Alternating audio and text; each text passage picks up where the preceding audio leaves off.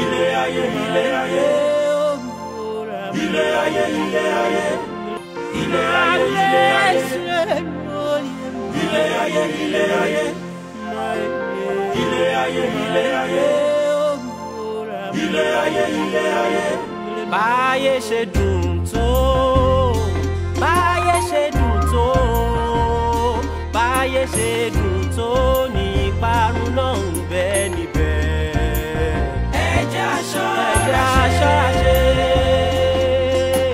Báyé báyé o, báyé ṣe dùn tó, báyé ṣe dùn tó, báyé ṣe dùn tó ní ìparun náà ń bẹ níbẹ̀. Ẹ jẹ́ a ṣọ́ra ṣe.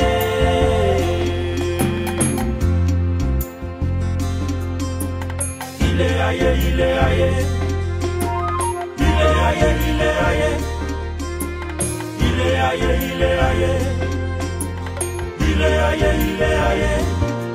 Ọ̀gẹ̀dẹ̀ ń bàjẹ́ àlọ́ ń pọ́n.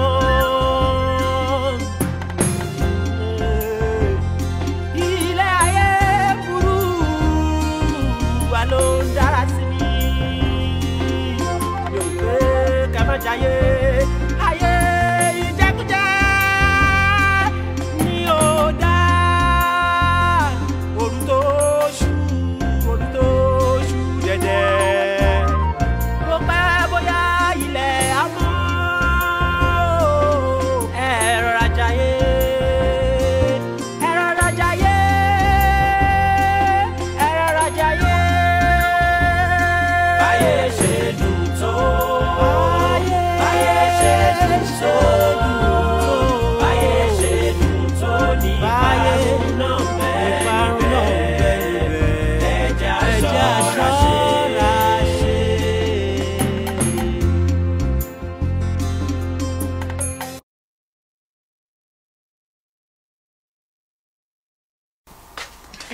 Sweetheart, wọ́n sọ fún mi pé ó ṣe é sùn. Okay, mo sùn. Kàn relax there on. Ó bẹ́tà kó jẹ́ pé ṣe ló relax. Torí ó yìí níṣẹ́ tó fẹ́ ṣe fún mi. Wọ́n kàn ní kí n sáré bẹ̀rẹ̀ wá nǹkan kó fi sínú, kó fi lókun dáadáa. Ká wá bẹ̀rẹ̀ another round. Má sọ yẹn fún mi, ó fọ́ ni. Èmi gan wà nílé fún ẹ, yóò sá fún ẹ. Ó máa gbà wípé ọkùnrin ládàá. Olómi ẹ ló máa rẹ̀. Is that a challenge? Anything tó bá wù ẹ́ ní kò pé, ṣùgbọ́n èmi mọ̀ wípé ìwọ ló máa sùn. Má try mi o. Mi ṣeré o, má try mi o. Mo ti prepare ara mi sílẹ̀ fún ẹ o.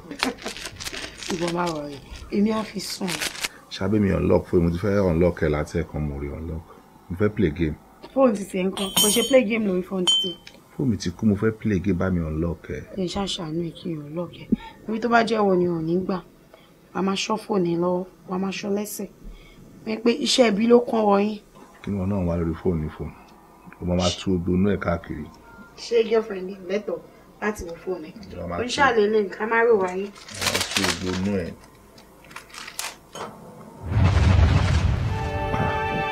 Ṣé ó mẹ́ni ni? Elder sister mi nìyẹn. Sister mi tí mo ní wọn gbọ́dọ̀ rẹ̀. Ṣé ibi ìbá nílé ọkọ wọn ni? Rárá o, sister ò tí máa rí o.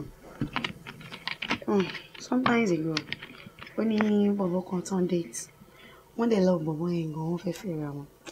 But along the line, bọ̀bọ̀ yẹn jíù tán. Àti gbà yẹn. Láti ti máa ń kanra. Wọn kì í fẹ́ fi ojú rí ọkùnrin kankan. Ó máa ga o. Àwọn ọkùnrin mi máa ya wèrè o. Wọn ò bẹ̀rù Ọlọ́run rárá. Bí láìfẹ́ yẹn ọkùnrin ṣe rí nìyẹn. Kó dẹ̀ máa wọ namesake ẹni bọ̀bọ̀ yẹn o. Yeah, Bọ̀dé lórúkọ ẹ̀. Bọ̀dé ló ń jẹ́. Yeah. Irú Bọ̀dé lórí burúkú aṣẹ́wó wèrè wo nìyẹn náà? Tó ń borúkọ àwọn Bọ̀dé jẹ́ káàkiri ìgboro. Ó ga o. Ṣé ìwọ mọ ọ̀bọ náà ni? No, mi ò rí rí. Èmi àti òríra rí. Bọ̀ ṣùgbọ́n àǹtí mi máa ń sọ̀rọ̀ ẹ̀ fún mi gan. Olórí burúkú máa ń bọ̀bọ̀ náà. Ṣé ẹ wá ṣe ẹ̀kọ́ dé ìgbà yẹn? Actually, new quarters náà ṣe fún wọn lélẹ̀ after promotion tán fún wọn. Yeah.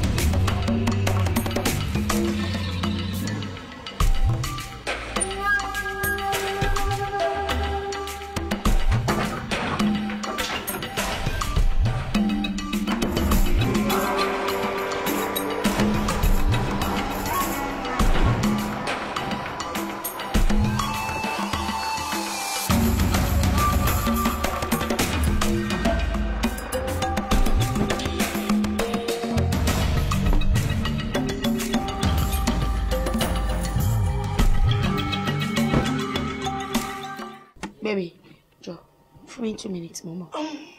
Mama, excuse me, okay? Yeah. Hold on, please.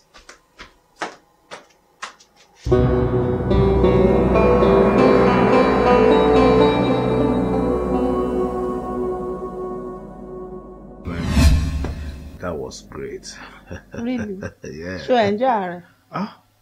Over enjoyment. You see, in fact, me le wait láti penetrate again, you know.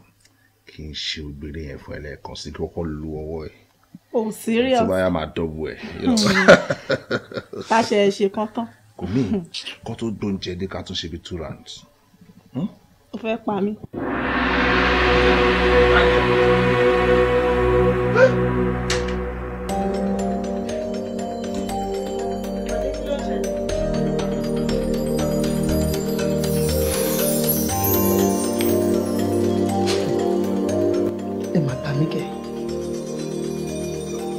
So, Otoni.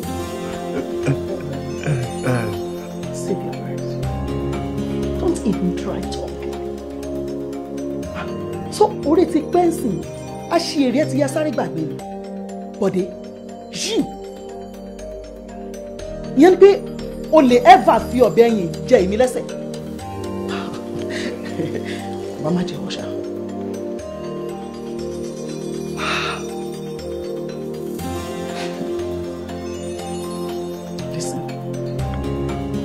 Mi ò fẹ́ ní anything ṣe pẹ̀lú ẹ̀ mọ́. I don't ever want to have anything to do with you again. Torí tí n bá ní pé kí n deal pẹ̀lú ẹ̀ pẹ̀lú position tí mo wà, àwọn abiyamọ àkọ́kọ́ bí ẹ̀sùn kúnnú. Then àwọn tí ò mọ̀ dí ọ̀rọ̀ wọ́n á rò wípé mo fọwọ́ lágbá ẹ lójú àbí mo rò ẹ jẹ. However, listen, ìjọ́kíjọ́ àbí ìgbàkígbà tí o bá ṣe mistake cross path me, I swear down you will regret the day you were born. Màá jẹ́ kó kábàámọ̀ tó fọ́ kí ẹ sáyé.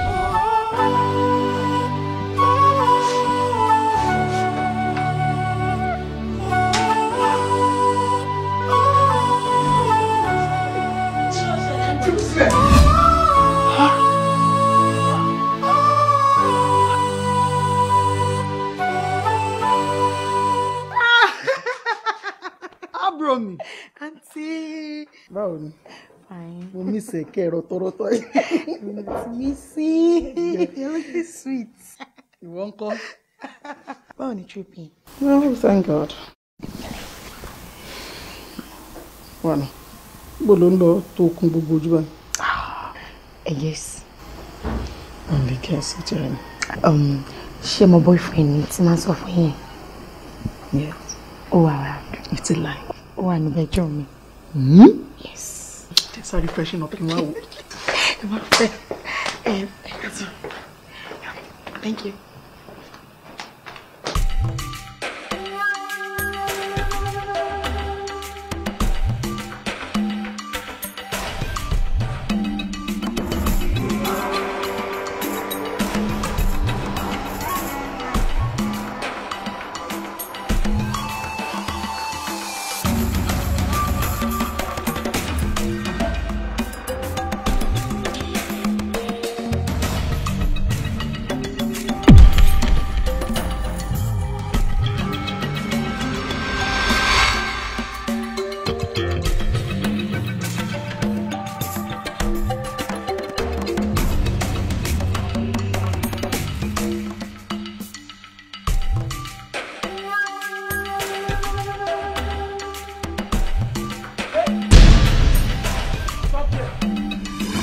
If you move, I will shoot you.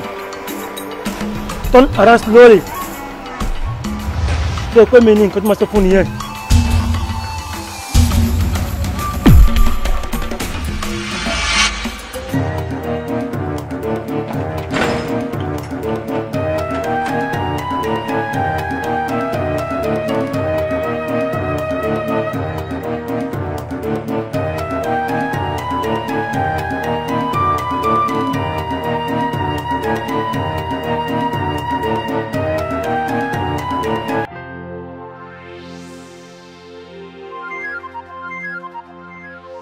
Bẹ́ẹ̀ni sir.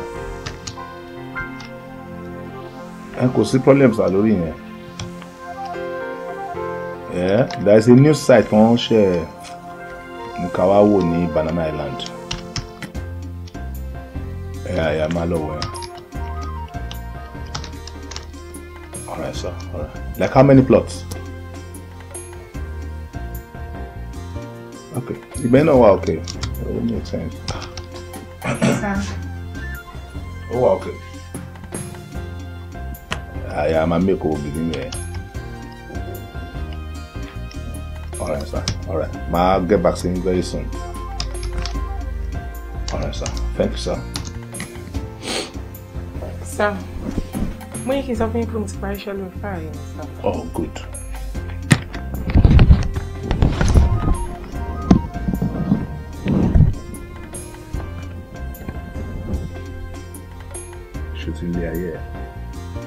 I be chef for a commercial mistake. We take a graphic error for your lens. I'm sorry, sir. I'm now already doing the reception, sir. Okay, good. Go back. Lord loud you, go correct the mistakes to Bawa there. Should stop. So far, let me come only. All right, sir. Thank you, sir.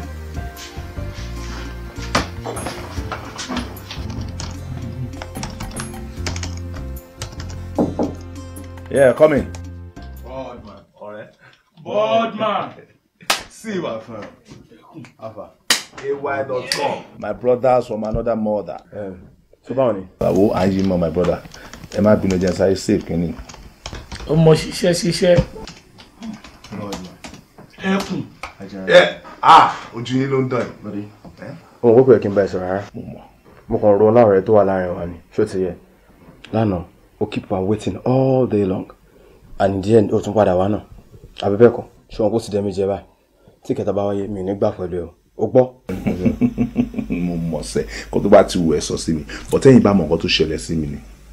Bẹ́ẹ̀ ṣe wà ẹ̀, ẹ máa kí hallelujah ni ẹ máa dúpẹ́ lórí mi. Kí ló dé? Bẹ́ẹ̀ ṣe wà bí mọ́ṣáláì lóye kẹ́ ti wá bá mi. Ṣó pọ̀ tó yẹn ni? Tó bá rí accident Ọlọ́run yọ mí nínú ẹ̀ lánàá. Lọ́nà bo? Lọ́nà Abẹ́òkúta. Mo rò pé mo kú ni. Mi ìrírú ẹ̀rí láyé mi. Tírélà yẹn ń bọ̀ báyìí. Àṣé bírèkì ẹ̀ ti fè. Ló sáré yẹn bọ̀ tí máa yí ọwọ́ báyìí. Ditch ní other side inú bẹ̀lú ẹ̀kí. Mi mọ̀ bọ́lọ̀ ń ṣe save mi lánàá yẹn. Fa mo ṣe wà ó sì wà lọ́pọ̀lọ́ mo ṣe yín imagine kan tí ìbá ṣẹlẹ̀. Sọ̀kan tó pọ̀ tó báyìí ni. Bọ́tẹ̀ ọ̀rẹ́, a dúpẹ́ fọ́lọ́run pé ìwọ náà rí wa lálàáfíà rẹ̀. Kò tó jẹ́ kí n wá láàrin ni I'm so sorry. A dúpẹ́ pé àgbọ̀rọ̀ ìburú lórí ara wa. A dúpẹ́ lọ́wọ́ Ọlọ́run. Kí ló ti fẹ́ bá bínú fún báyìí? Àbí ẹlẹ́bi tí mẹjọ́ ẹlẹ́bi kò ní pẹ́ lórí ìdọ̀bálẹ̀. And again, mo bóyá máa lọ lójú sọmọbìnrin yìí o. Ọmọ wo ni ẹ? Jọkẹ́ of course, ó disturb mi tó àtàná ni. Kí ló rà ń gbà ẹ́? She want to see you now. Ọ̀rẹ́, èmi Ọlábọ̀dé Badmus jẹ́ kí n rán ẹ sí. Bá mi sọ fún mi pé contract èmi àti ẹ̀ ó ti expire. That is it. I trust you. O sì wo Boardman. Ẹkùn. Kí ló ń wo? Gbogbo tí yóò mọ̀jú pé wọ́n ń wo nǹkan lọ, wọ́n ń wólé, wọ́n ń wógi, wọ́n ń wópo náà. Àbí? Ẹ mọ̀jú kan wo nǹkan lọ. Anyway, mi ò wo. Tí n bá dẹ̀ wo Ọlọ́run ló ní wíwó lọ́wọ́. Kò jù bẹ́ẹ̀ lọ. Mr. Bá mi jíṣẹ́ fún. Sọ fún pé kò sí nǹkan kan láàrin mi àti ẹ mọ́. Bí mo ṣe wà mo ti move on. Mo ti wà next level. Kò jù bẹ́ẹ̀ lọ. Ó fẹ́ gbọ́, iṣẹ́ tó rán mi, èmi ò ní jẹ́. Torí ìgbà tẹ́yìn méjì jọ sign contract, ẹ pè mí síbẹ̀ as a witness. Wàá mọ bó ṣe máa pe lórí fóònù tó máa sọ fún má jẹ́ kó má lé mi kiri àdúgbò. Bọ́ọ̀lù ọmọ ẹ, ìyẹn ò yẹ kọ́ mi. Ó ìgbà tẹ́ máa wọlé, ebi ń pa mí seriously ni. Tẹ̀lé ṣe dé ẹjọ́. Ẹja lọ fún lunch. Bí ẹni kó rí nù ni, ebi ń pa èmi gan. But surprise, in my food bill ni. Kò sí wàhálà. Mo mọ̀ mọ́ challenge ẹni. Mo náà ti ṣe fún ẹ rí. Ẹ ní sùúrù náà. Ìwọ ló máa mú wa lọ jẹun. Ìwọ ló máa sanwó. Èmi náà dẹ̀ bá yín jẹun yẹn.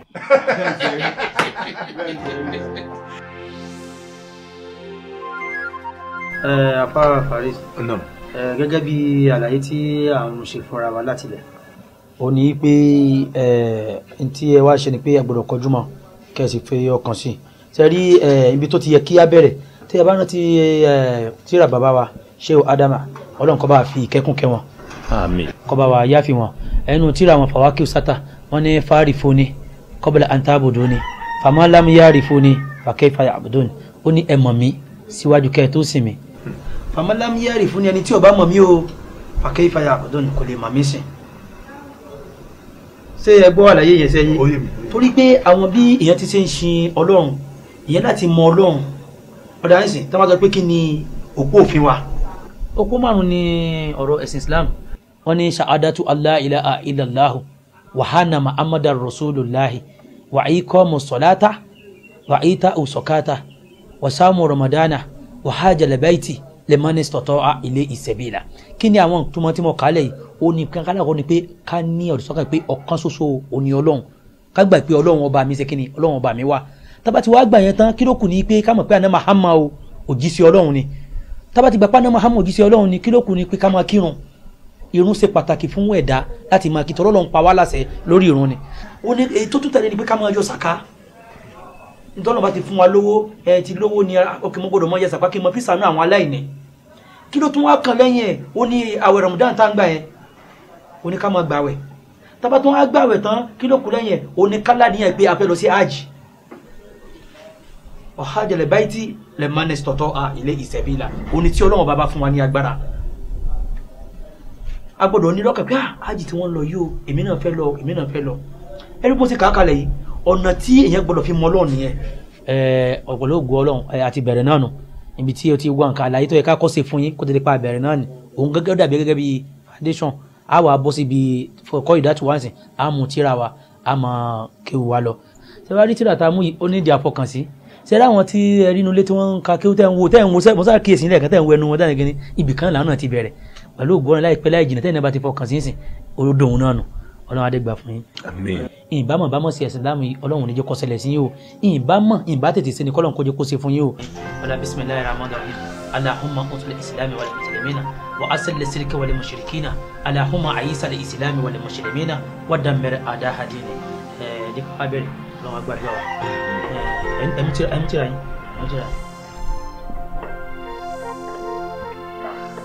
Assalamu alaikum sister Halima.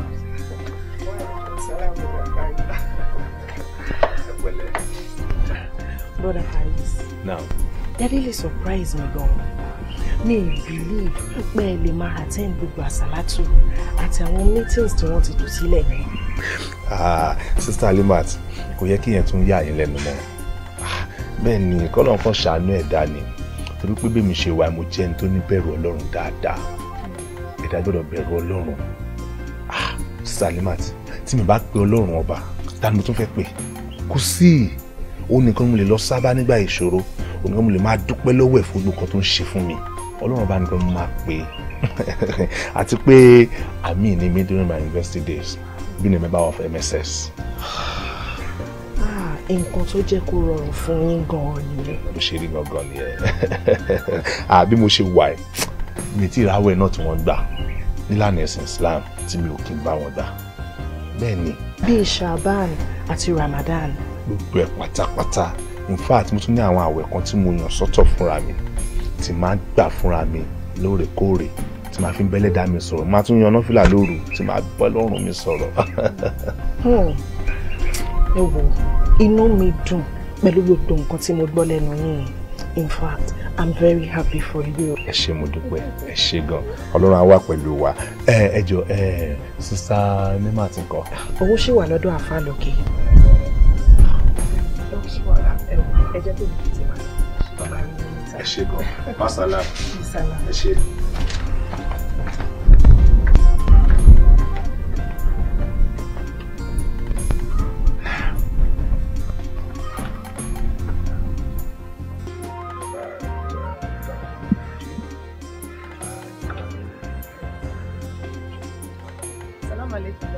Ọmọ alaikum salam Mr. Nema. Orúkọ ti ṣetán pẹ̀lú àfáà látẹ̀kọ́. Wọ́n ti ṣetán pẹ̀lú wa, àmọ́ mo ń take time láti ṣàlàyé àwọn nǹkan fún sister and officer. Ìyẹn náà dà. Báwo wà ní báyìí? Báwo ni mo ní kẹ́ ẹ kọ́ mi ní kíni mi tí gẹ̀ ṣe dáadáa? Àwọn kéwú tí wọ́n kọ́ mi tí yé mi dáadáa mi lè pronounce àwọn kankan náà. Èrò lẹ́yìn alifata ẹgbà ò lè máa kọ́ mi. Mo ti sọ fún yín, ọwọ́ yín ló kù sí i. Ó ṣe nǹkan tó le. Anytime tẹ́ bá ti ready. Anytime tí báyìí àbí mo ti ready bye. Ṣé ká lọ lé mi àbí ká lọ sọ́mọ ẹ̀? Anyway, tẹ́ bá fẹ́ ni. Ó wà òkè fún mi. Ok, ẹ jẹ́ ká wá bí kan lọ, kò sí wàhálà. Ẹ ṣe àwọn kí ni mo láti mọ̀. Nǹkan kékeré ni. Báwo dẹ̀ ni ọ̀rọ̀ sáìtì? Di máa sọ kọ́kọ́ fẹ́ òní bílíìfù. Ìjọ mọ̀ pé bọ̀bọ̀ ta settle ní láǹsì yẹn gangan. Òun ló lead on task force náà wá síbẹ̀ yẹn ṣá. Omi pé Káyọ̀dé ló tún lead wọn wá. Ọlọ́wọ́n bá. Máa make sure pé mo rí ọ̀gá. Àlọ́ tún gbójú mi pé wọn ò mọ̀ mí rárá. Ta lélẹ̀? Bọ̀dé kọ́ ni? Irọ́ ni. Bọ́dé. Àmọ́ bá gbọ̀n. Ajá. Bọ́dé. Ọ̀rẹ́ mi. Sàlámàlẹ́. Kí ló ṣẹlẹ̀? Kí ló ṣẹlẹ̀? Irú pátá wo ni ẹ? Èmi ló sálámọ̀ sí. Kí ló wọ́rí ẹ? Èmi náà wo Sàlámà lẹ́kùn. Èmi náà wo bó ṣe múra. Ọmọ kan tó tẹ yà mí lẹ́nu. Ìgbà tó ń bọ̀ látọ̀kọ́ ọmọ kan tó ń dísì mi kan ni pé ṣé Bọ̀dé ló múra bí àwọn àfáà yìí ni àbó òun kọ́ gbà tó wá débi tó máa pe ọmọ Badmus tó tún wá dá mi lóhùn mo tó mọ̀ pé Bọ̀dé ti wá ni. Ẹ mọ̀ wípé gẹ́gẹ́ bí mùsùlùmí òdodo a gbọ́dọ̀ máa ṣe ara wa lẹ́jù ìmúra wa gbọ́dọ̀ jẹ́ ti ìtọ̀nà Ọlọ́run ìdí nìyẹn tí mo fi múra báyìí. Bọ̀dé ẹ̀ nísìrò ó dẹ̀ ń pé o mọ nǹkan tó ń sọ. Ó sún mi o. Ìwọ tèmi mọ̀ ìwọ Muslim nígbà wo nìyẹn bẹ̀rẹ̀. Torí pé kò yé yín ni ìmọ̀ tó wà nídìí ẹ̀ kò yé yín ni bí mo ṣe wà ọmọ mùsùlùmí òdodo ni mí ìdílé mùsùlùmí la bí mi sí. You must be joking.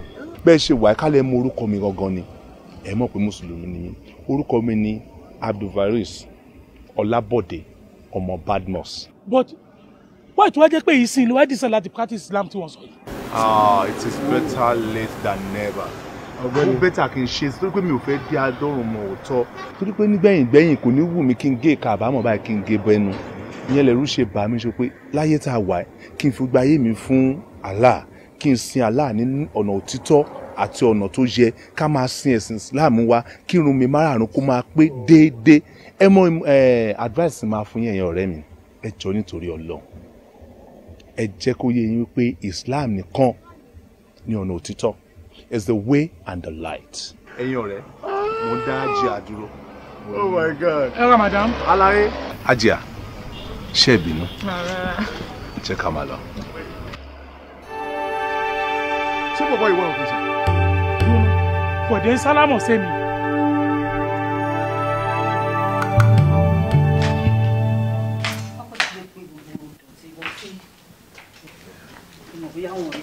Mọ́mí.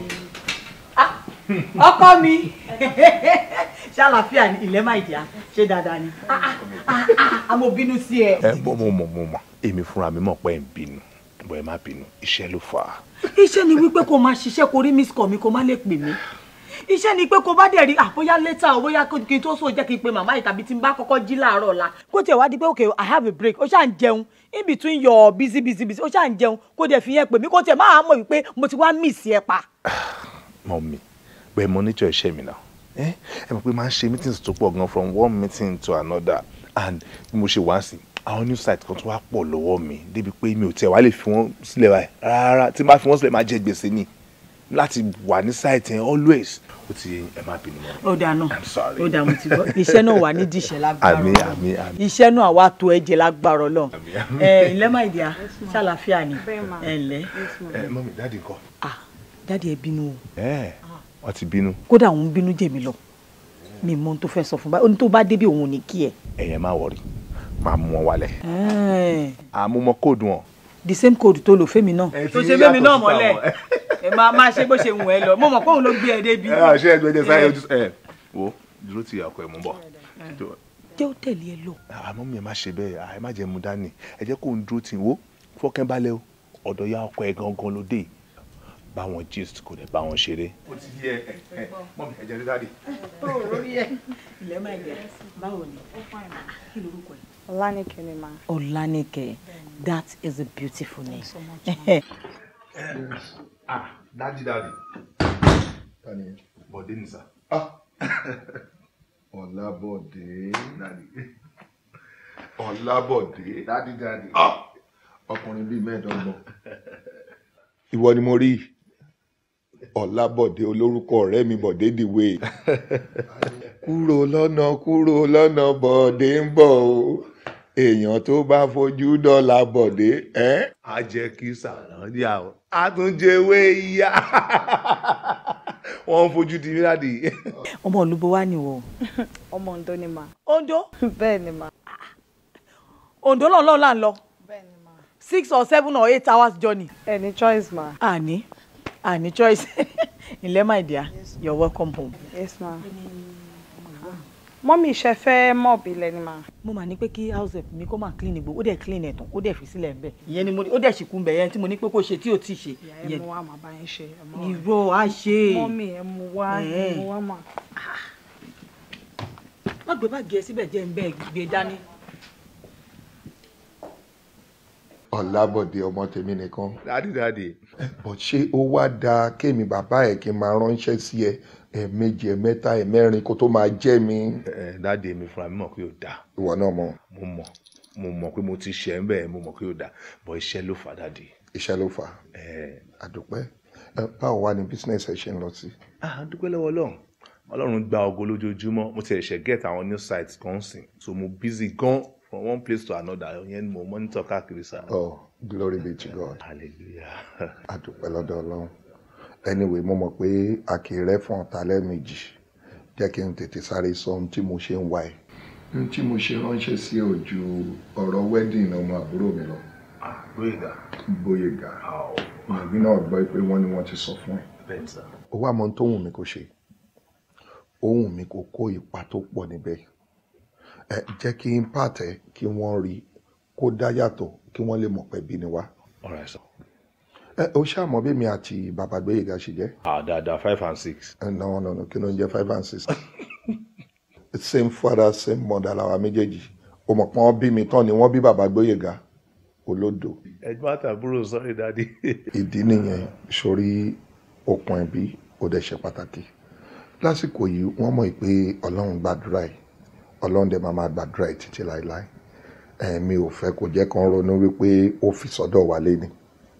Ó yí ń bọ̀ wá fi sọ́dọ̀ tiwọn náà. Dáàdì kò sí wàhálà tó bá jẹ́ ẹni kò sí problem rárá kò sí mi gbọ́ bí mo ṣe wà mo ti láwọn plans kan lẹ̀ fún wedding yẹn. Oh really? Ìgbà tó pé mo ti ní kó fọkàn balẹ̀ máa ṣe wọ̀n tí mo bá lè ṣe in fact mo ń kó àwọn ọ̀rẹ́ mi bọ̀ ń bẹ̀. Inú mi á dùn. Ẹ mọ̀ pé mi àti bẹ́ẹ̀ kan náà close gan. Ìṣòrí tó bá lè ṣe bẹ́ẹ̀ inú mi á dùn. Mo ti ń rò pé bóyá tí ìwọ náà bá witness wedding àbúrò ẹ̀ ìwọ náà á lè ronú pé wàdà láti lè ronú pé jẹ́ kémi náà gbéyàwó sílé.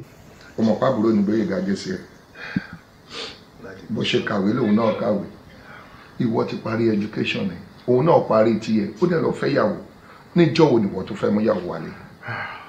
Dàdé ẹ̀ wò ó ṣe pé mi ò fẹ́ ṣe wedding sin but àwọn tó wà tán sí dàdé àwọn tó yẹ kí èèyàn máa rí kó máa sá fún ni wọn ṣe fẹ́ níyà o pé mo ṣe ń farabalẹ̀ mo ń take time in that kí wàá fàdúrà sí kó lọ́n ṣàánú mi kí n má gbégun eléegun. Ọlọ́run àṣẹ it's good because once you marry today you are married forever you understand and at the same time mo fẹ́ kó mọ̀ wípé ìgbà ara lèèyàn ń búra àbí bẹ́ẹ̀ kọ́ ẹnìkan kì í bú Ṣàngó lẹ́rùn ṣe pàápàá sórí ọwọ́ tó dílẹ̀ ní Lorenzo o ti parí education ni o ti níṣẹ́ tó dá lọ́wọ́ Ọlọ́run tó wá bless ẹ pẹ̀lú iṣẹ́ tó ń ṣe òróró náà o mọ̀ pé àwọn ọmọbìnrin òde ìsìn ibi tí gbogbo wọn fẹ́ torí bọ̀ náà máa wá tí o bá wá ṣọ́ra Ọlọ́run má jẹ́ kéèyàn gbé egun eléegun nítorí wọ́n máa dù ẹ́ lọ́tún lósì ni àmọ́ tó bá ti rí pé o ti engage pẹ̀lú ẹnìkan kò ní sí rushing yẹn mọ́ o ní gbé egun eléegun you understand. Mọ́mí Bọ̀dé ìbò tí ẹ. Mọ́mí kẹ̀ mo ti rí wọn ta ni tó wọlé o ọdún pàdé mọ́mí ni.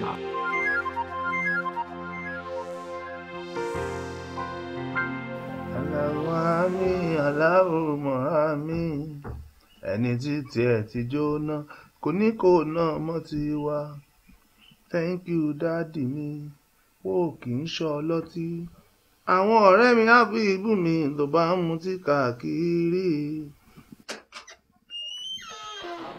Salaam alaikum. Alaikum salam. Salaam alaikum. Paris ṣe dáadáa ni. Ọlọ́run ẹ káàbọ̀. ẹ ti ṣetán àti máa lọ síbi tẹ́lẹ̀ lọ. Bẹ́ẹ̀ a ti ṣetán. òun náà ti sọ fún mi tẹ́lẹ̀ pé ń lọ sásàlátù. Bẹ́ẹ̀ni. Ọlọ́run aṣọ yín lọ aṣọ yín bọ̀. Àmín. ẹ ní rí kọsẹ̀ lọ́la ànábì Muhammad. Àmín. Ẹ ṣe gbọ́sà.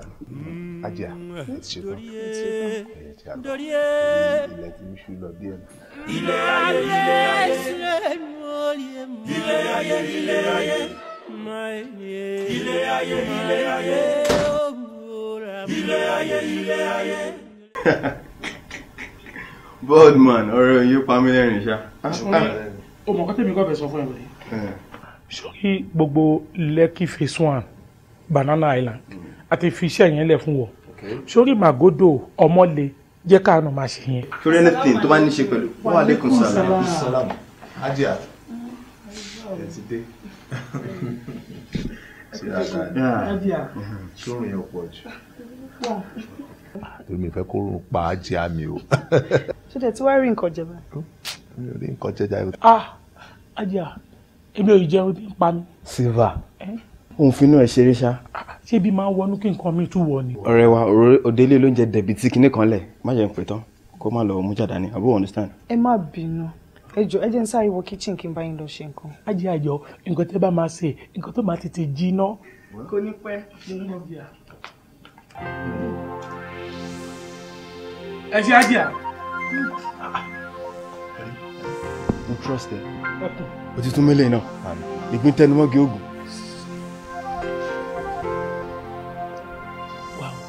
Ṣé kìí ṣe pé èyí tó máa tó yánsìn tó bá tó ní kọ́ńtàtì yìí ti ẹ́ǹdì o. Wà ẹ fi yẹn lẹ̀ tá a bá ṣe ká mèrè ẹ jẹ́ ká ẹ wá ọdún láìpẹ́. Boardman time ẹ nìyẹn contract expire you understand. Ẹ wà mi ò láìpẹ́ o ṣe fẹ́ tún lè mi. Èmi máa ń so igi ni o. Àwọn ohun tún igi ṣó ti yẹ. Mi ò láìpẹ́ o mi ò jọ rọ́bì.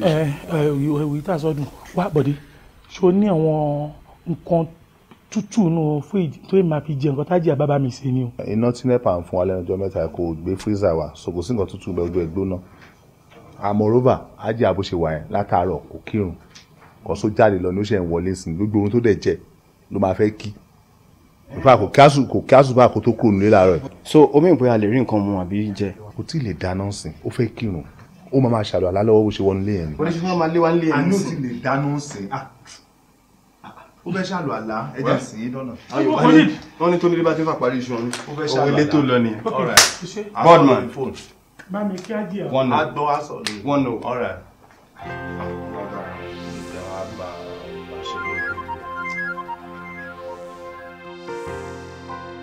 أعوذ بالله من الشيطان الرجيم بسم الله الرحمن الرحيم.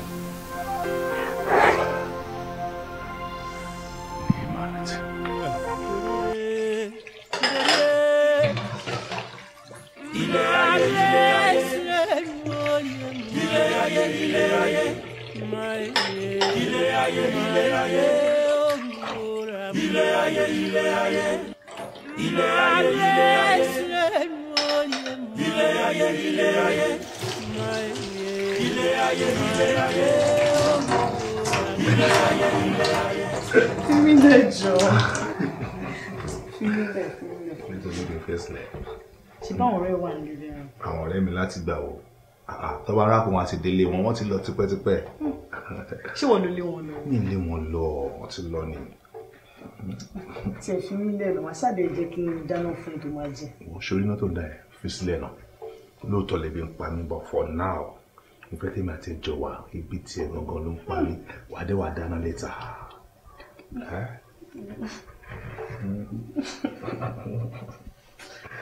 ó yà náà ọ àṣírí lè bí ń pa.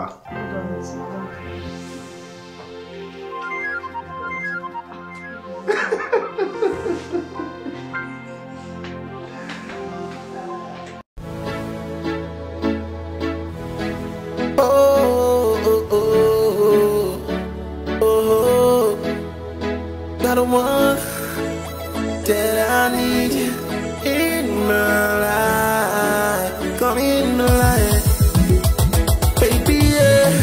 Put up your eyes on me, 'cause just love all over me, just love all over me, girl, just love all over me, baby,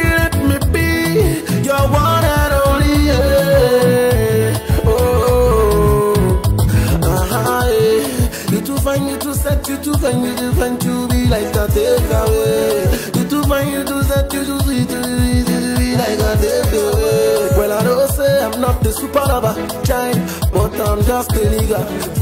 See, I'm a bad shop nigga. If we enter your mama, enter your papa, enter your brother, and even your sister, your friend.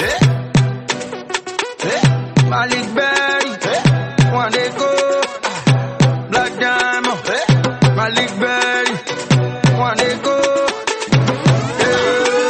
Baby hello, Titi banana, Titi ego, Ibini Joa, Idi eto, baby come over, don't you worry yo, Ibi lowo, she rockin' Versace, you is Nicki Minaj.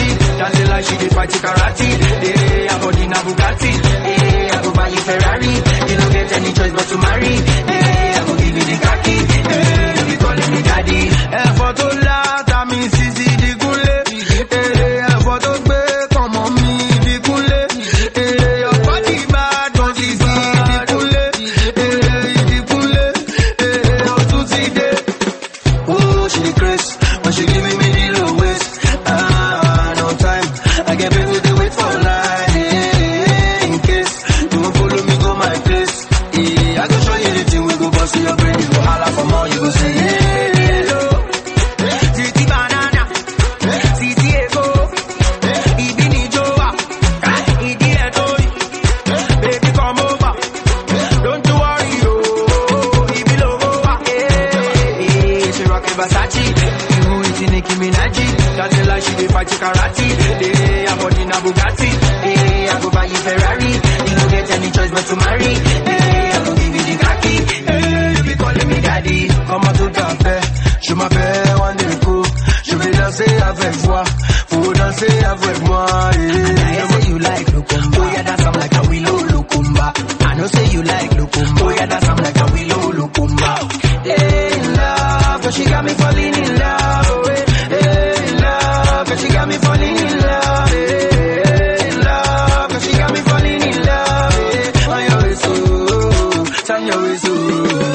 Baby hello, Titi banana, Titi ego, Ibini Joa, Idi eto, baby come over, don't you worry yo, Ibi lowo, she rockin' Versace, you is Nicki Minaj, dancing like she did fight karate, I body na Bugatti, I go buy you Ferrari, you don't get any choice but to marry, I go give you the khaki, you be calling me daddy.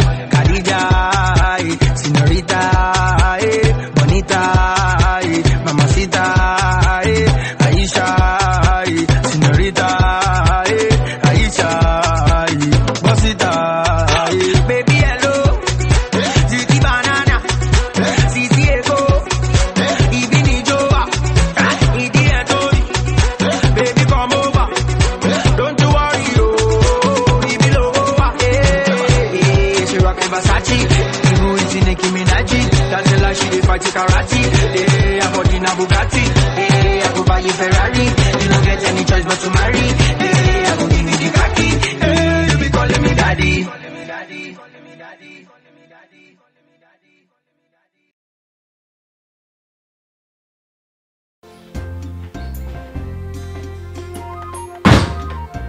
Ẹ kú lé o, Mama Bọ̀dé. Mọ́mí Bọ̀dé. Ẹ ti dé. Ọmọràn bíi ní aróòdì Ọ̀yọ́. Nígbà tí mò ń pè yẹn tó ń béèrè pé ṣé fi ti dé. Tí mi ò bá dé wà gbóhùn mi ni. Kí ló dé? Ẹ ń bínú ni. Irọ́ mi ò bínú ọmọ ẹni kó lọ kìlọ̀ fún. Lọ wọ́n ní ọmọ ẹ gidi gan kó má sọ èmi lórúkọ tí wọ́n sọ mí tí ìyá àti bàbá ò sọ mí. Ìjọ tí mo ti dáyé ìyá àti bàbá mi ò torí mi lọ police station rí. Bọ́mọ kan bá dáràn police station á forí ara ẹ̀ gbé o. Bí wọ̀ yẹ́ ẹ̀ bá máa tẹ̀lé ẹ̀ tẹ̀lé ó dẹ̀ ń ṣe ha. Ṣé wàá ní etí ẹ di sí gbogbo wàhálà tọmọ ẹ fà lóde ní birthday party ọ̀rẹ́ wọn tọ́nà lọ. Bọ̀dé tiyín. Ṣé Bọ̀dé ọmọ tèmi èní ló fẹ́ di Bọ̀dé ọmọ tèmi kì í ṣe ọmọ tiẹ̀. Rántí ijọ́ tí Bọ̀dé bá kó 10,000 wá á fún wọ ní 10,000 á fún mi ní 3. Ìjọ́ tí Bọ̀dé bá kó 100,000 wá á fún ọ 100 tipátipá ló fi máa fẹ́ mi ní 30,000 ṣé kì í ṣọmọ tiẹ̀ wò tí Bọ̀dé bá dáràn ọmọ tiẹ̀ ni kì í ṣọmọ ti bàbá ẹ̀ èmi mo sọ bẹ́ẹ̀ fún ẹ. Ọlọ́run máa ṣàánú mi o. wọ́n nẹ̀ gidi gan nítorí wọ́n ròyìn wàhálà tí wọ́n fà lórí Bọ̀dé ó ṣobìnrin kò ṣobìnrin wọ́n ní Bọ̀dé gbóbìnrin méjì wá sí pátí ní o sí birthday party ọ̀rẹ́ wọn ní o bí òun ló lóbìnrin bẹ́ẹ̀ nìkan ní o débi pé bọ́n ṣe ń lara wọn nígò wọ́n ń yára wọn lọ́bẹ wọ́n ń yára wọn ládàá wọ́n ní níbẹ̀ báyẹn nìkan gbàdá sórí ó la èèyàn kan lórí bá a fẹ́ jẹ́ ṣú. kí ló dé tó yẹn ni. èmi ò mọ̀ o bóyá fámìlì yín náà ti jàgò rí kò yé mi o wọn ò jàgò níran mi rí rárá débi tó máa yàdá yọ̀bẹ. wò ó tí ọlọ́pàá bá wá dé sọ fún wọn pé wọ́n ni màmá ẹ̀ ó ti gbọ́ ẹ má pè mí síta o sọ fún wọn pé wọ́n ni màmá ẹ̀. orí mi ò kí lélẹ́yìn báyìí sí i. ǹjẹ́ mi dẹ́ ń sọ fún ẹ rẹ o ohun tí mò ń sọ ló délẹ̀ yìí o ṣé ọmọ tá a bí ń léere ṣé wọ́n gbọ́dọ̀ máa torí ẹ̀jà àgbò kọ́ máa yọ̀bẹ kọ́ máa yàdá yọ̀bẹ. àṣe ìtọ́lọ́run wọn wà lórí ẹ̀. mo sọ tèmi. ẹ má ti bínú. ṣé mo ti ń bínú ni mi ò tí ì bínú àmọ́ kí bínú tó dé ni mo ṣe ń sọ fún ẹ ó ní bá ẹ bá fi máa rí bínú ò ní dúró.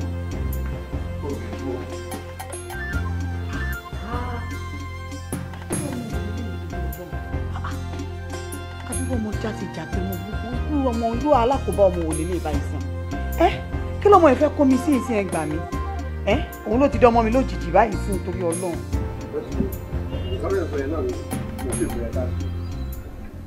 tí ẹ̀yin bá ti explain nǹkan tó rẹ̀ kí yé àwọn family ó ti tán ẹ̀yin èmi kàn dúró kẹ fún mi ní go ahead.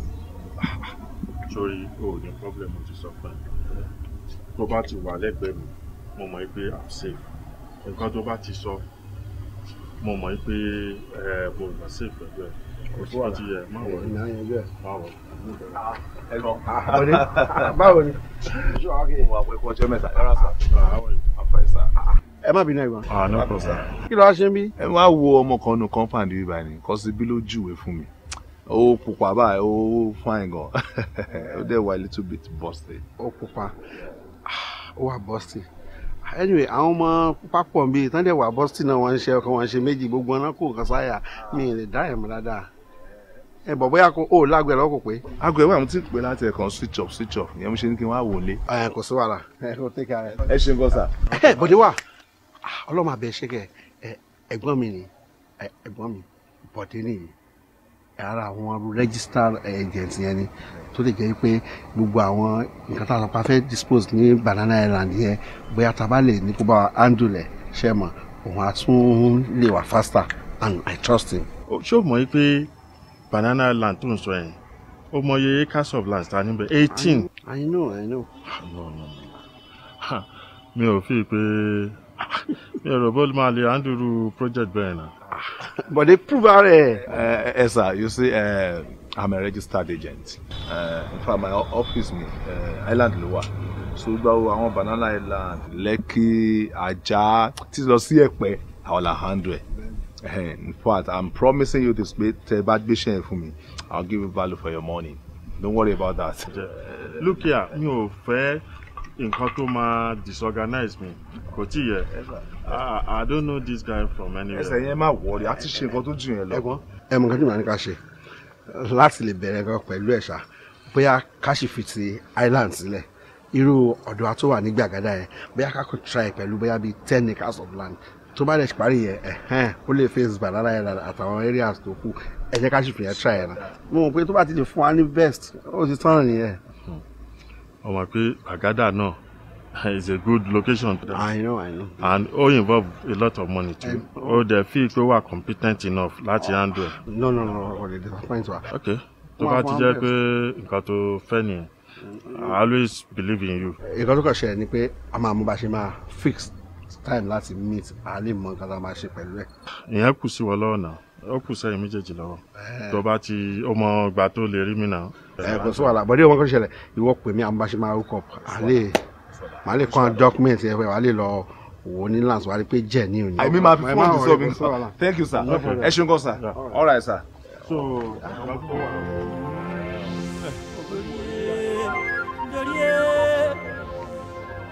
ilé ilé ayé ilé ayé ilé ayé ilé ayé ilé ayé báyé ṣe dùn tó báyé ṣe dùn tó báyé ṣe dùn tó ní ìparun náà ń bẹ níbẹ̀ ẹ̀jẹ̀ aṣọ àṣẹ. wá wọ́n ti kankan ni. ìjọ́ wo ló ti rí Faris gbẹ̀yìn? Dádì, mi ò rí Faris o. Ó ń pè mí ṣá, àmọ́ mi ò gbàgbọ́ ẹ̀. Èmi ti mọ̀ pé ẹ̀ẹ́dẹ̀ra yín. Ṣé bí nítorí ọ̀rọ̀ ọjọ́ sí yẹn náà ni? Bẹ́ẹ̀ ni dádì. Òní téèyàn bá jà kéèyàn lè tètè parí ẹ̀ ló dáa.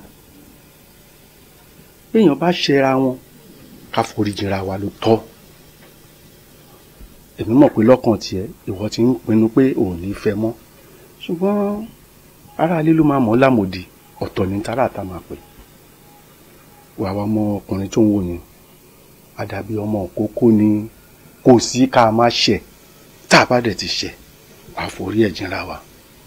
Àti pé ọmọkùnrin tí mo rí yẹn mo rí pé ó lẹ́sìn.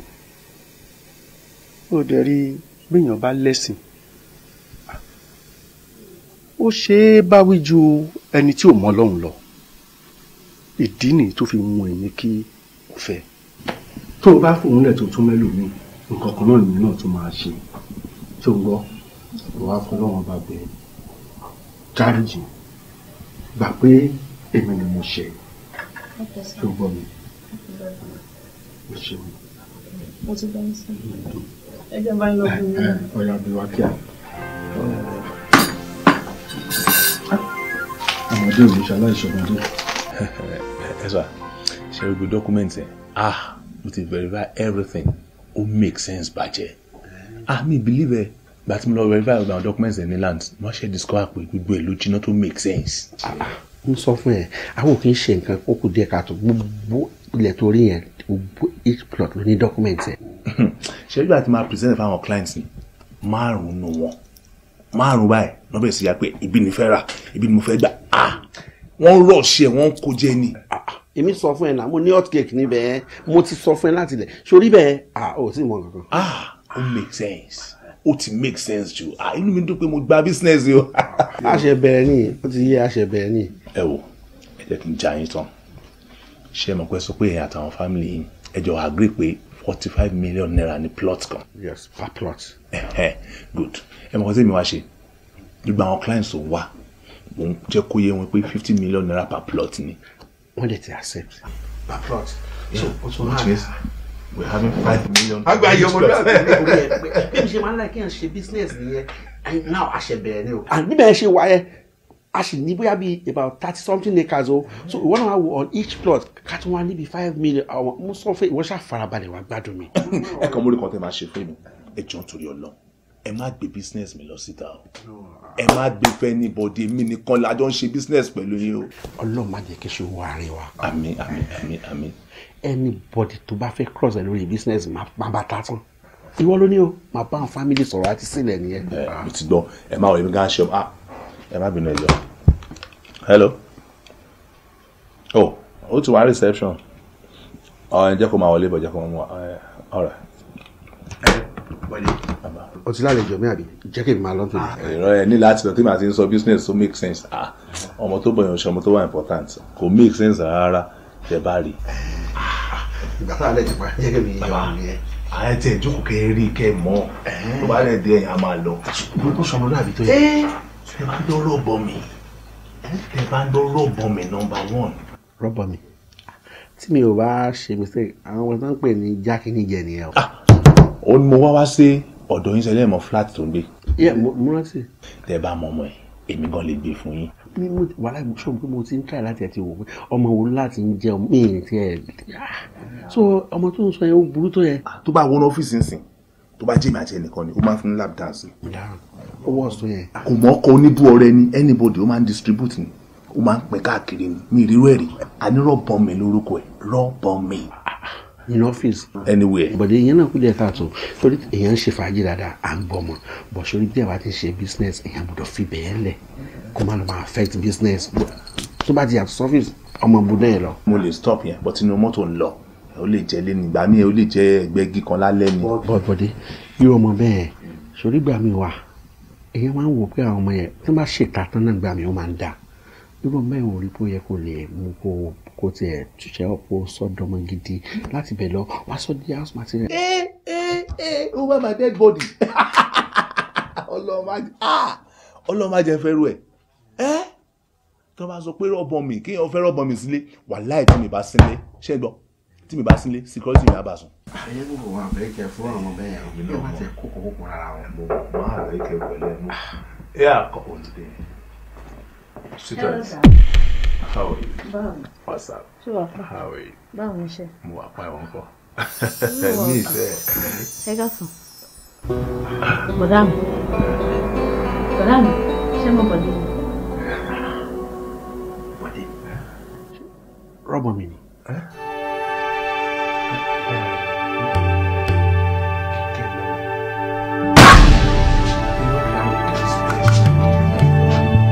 Àbúrò mi ló kì láti bẹ̀ títí dé di ẹ̀dá ayé. Ìyàwó àfẹ́sọ́nà mi ni o. Bọ̀dé, àbúrò mi ni rọ́bọ̀ mi. Òun kọ́ ni mò ń rí kí. Bọ̀dé, èmi ni rọ́bọ̀ mi. Yes, ìwọ ló ń pè rọ́bọ̀ mi. Kò sóríkì tí ó jẹ́ tán kó tó wọlé. Àfẹ́sọ́nà mi mo dá láti. Àbúrò mi ni rọ́bọ̀ mi. Àbúrò mi ni ajé àdúrà kí o ṣe ń analyze ẹ̀ nìyẹn o. Pé àbúrò mi ọmọ tó ń bọ̀ yìí o máa gbọ́ ọ máa fi tí ara ẹni kọ́kọ́ máa wáyé olórí burúkú ọ̀pá yìí o. Rọ́bọ̀ mi ni inú ọ́fíìsì ẹ̀ ń ṣe kíkẹ́ ṣe ìgbà olódi ajé àdúrà tó ń tẹ̀ láti sọ nìyẹn. Bọ̀dé. Àfẹ́sọ́nà mi ni. Jẹ́ wá sọ fún ẹ tó bá jẹ́ ọkùnrin ló bí àdúrà tí máa ṣe fún ẹ ní kó máa ṣàmì tó bá jẹ́ ọkùnrin ló bí tó bá rí ẹni ìhò kó jẹ́ sàlẹ́nsà mọ́tò àárọ̀ fún ni ẹni ìhò tó bá ti rí báyìí kó bá jẹ́ ìhò nù títí a máa rọ̀ bọ̀ ni tó bá lè jẹ́ obìnrin náà ló bí mo bẹ promise ẹ o gbogbo ojú títì bí rt báyìí wọ́n máa la lọ ni bó ṣe máa rí fún ẹ nìyẹn mi ní sọ jù bẹ́ẹ̀ lọ. o mọ̀ mi ṣá ṣé o mọ̀ mi. ṣe é ká ṣe báyìí ẹ jẹ́ kó mi lọ sí àkàwà sọ business. mi ò lè fẹ́ sọ anything business ti. ẹ má ṣe yẹ ọtẹ ìwọ àbí business ẹ wá ṣe wẹ fún ó lè bí obìnrin tó bá bí obìnrin adi ajá àgbòrò business ti end ni. ẹ má yẹ kó ẹ sà 50 million per month sir.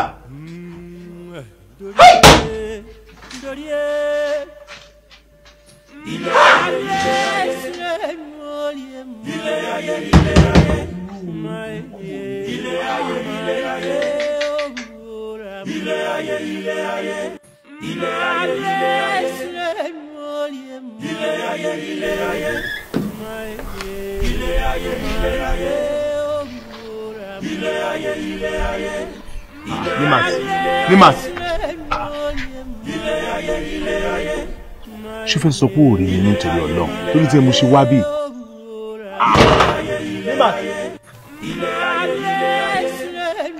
Nimas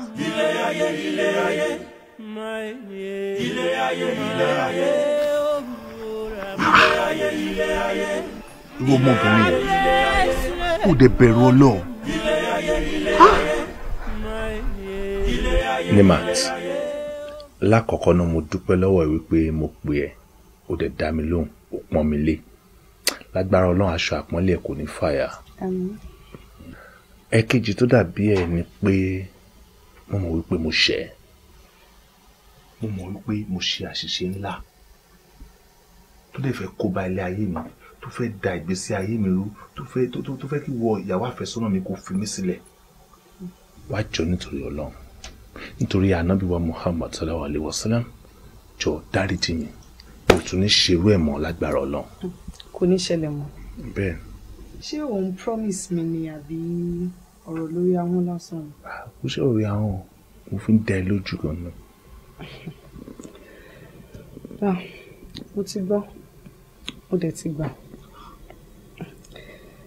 Ìgbà tó jẹ́ pé mi ò lẹ́lò mi yàtọ̀ sí ìwọ mi ìdẹ̀ lókè mi ìyàtọ̀ sọ́lọ́run tó bá ti sọ pé ò ní ṣe bẹ́ẹ̀ mọ́ mo ti gbà náà ni.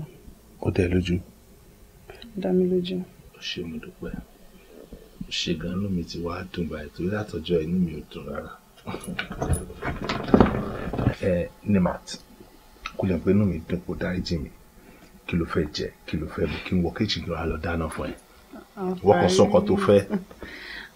kò tó yẹn wọn pé duty mi ni kí n dáná fún ẹ ṣọwárí nsìn kó bá lè mọ̀ pé mo ti gbọ́ mo dẹ̀ ti gbà máa wọ kitchen lọ nsìn máa lọ bẹ́ẹ̀ ṣe favourite ẹ̀. ó ṣe ní wàá tẹ ó ṣe mo dúpẹ́ ó ṣe gan ó ṣe mo dúpẹ́ o. ayédoríkodò oríṣiríṣi là ń rí ayédoríkodò oríṣiríṣi là ń rí ènìyàn ò bìkítà ìbẹ̀rù Ọlọ́run kò sí mọ́ lọ́kàn ènìyàn ò bìkítà ìbẹ̀rù Ọlọ́run kò sí mọ́ lọ́kàn ẹ má jẹ́ àgbàgbé pé ayé ò lọ títí ẹ má jẹ́ àgbàgbé sẹ́ pé ayé yìí ò lọ títí alágẹmọ tí ń ṣe jẹ́jẹ́ ikú ń pa abẹ́lé ń ta sé ọ̀pọ̀lọ́ tí ń jọra ẹ̀ mọ́lẹ̀ lówelówe là ń lu àgídìgbò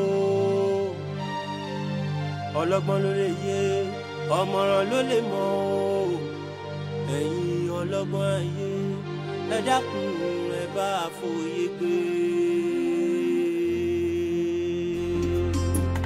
ilé ayé ilé ayé ilé ayé ilé ayé ilé ayé ilé ayé ilé ayé ilé ayé ọ̀gẹ̀dẹ̀ ń bàjẹ́ àlọ́ ń pọ́n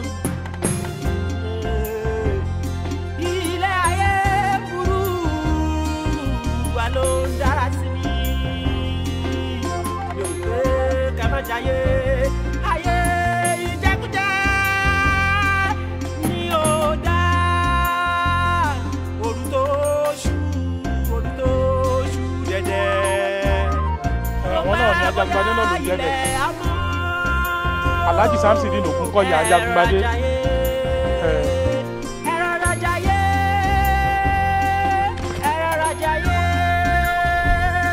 báyé ṣe dùn tó báyé ṣe dùn tó báyé ṣe dùn tó ní ìparun náà bẹ́ẹ̀.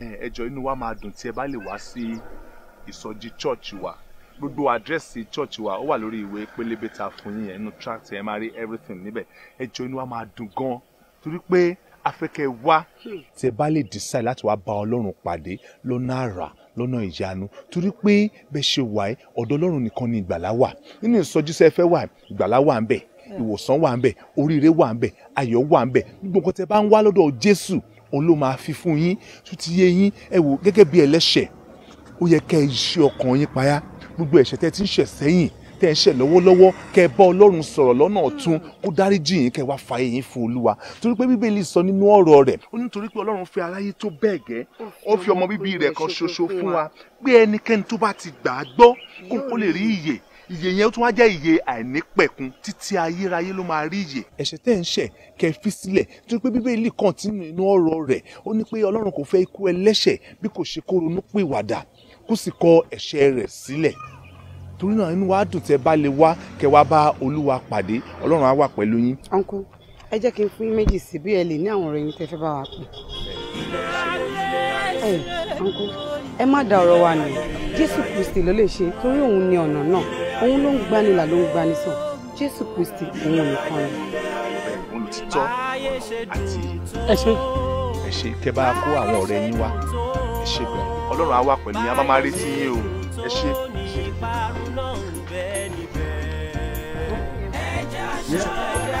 mo pé àwọn.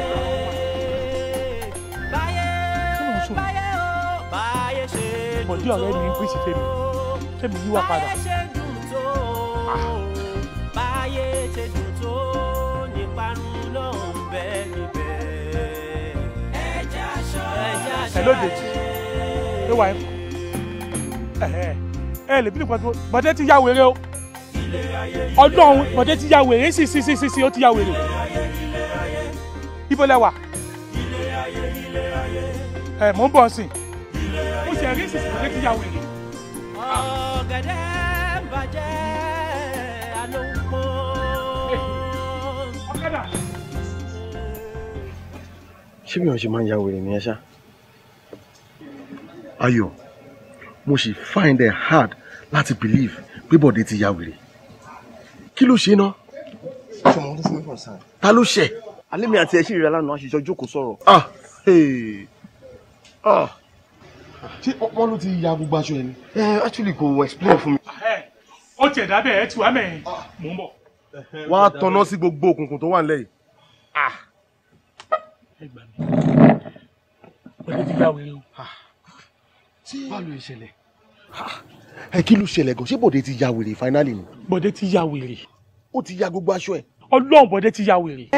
I understand ṣé irú gbogbo orí ẹ̀ dàrú wọ́n á mú àbí báwo.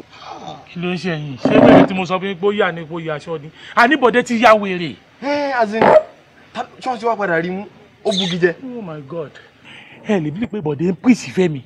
Bọ̀dé ní kẹ́mi jáwọ́ nú ìwà ẹ̀ṣẹ̀. Silva má bínú kò ń ṣe Bọ̀dé tẹ́mi àti ẹ̀ mọ̀ kò yẹ wá nǹkan mi sọ. Àló sọ fún mi èèyàn sọ fún mi pé kẹ́mi jáwọ́ nú ìwà ẹ̀ṣẹ̀ kẹ́mi má wọnú iná.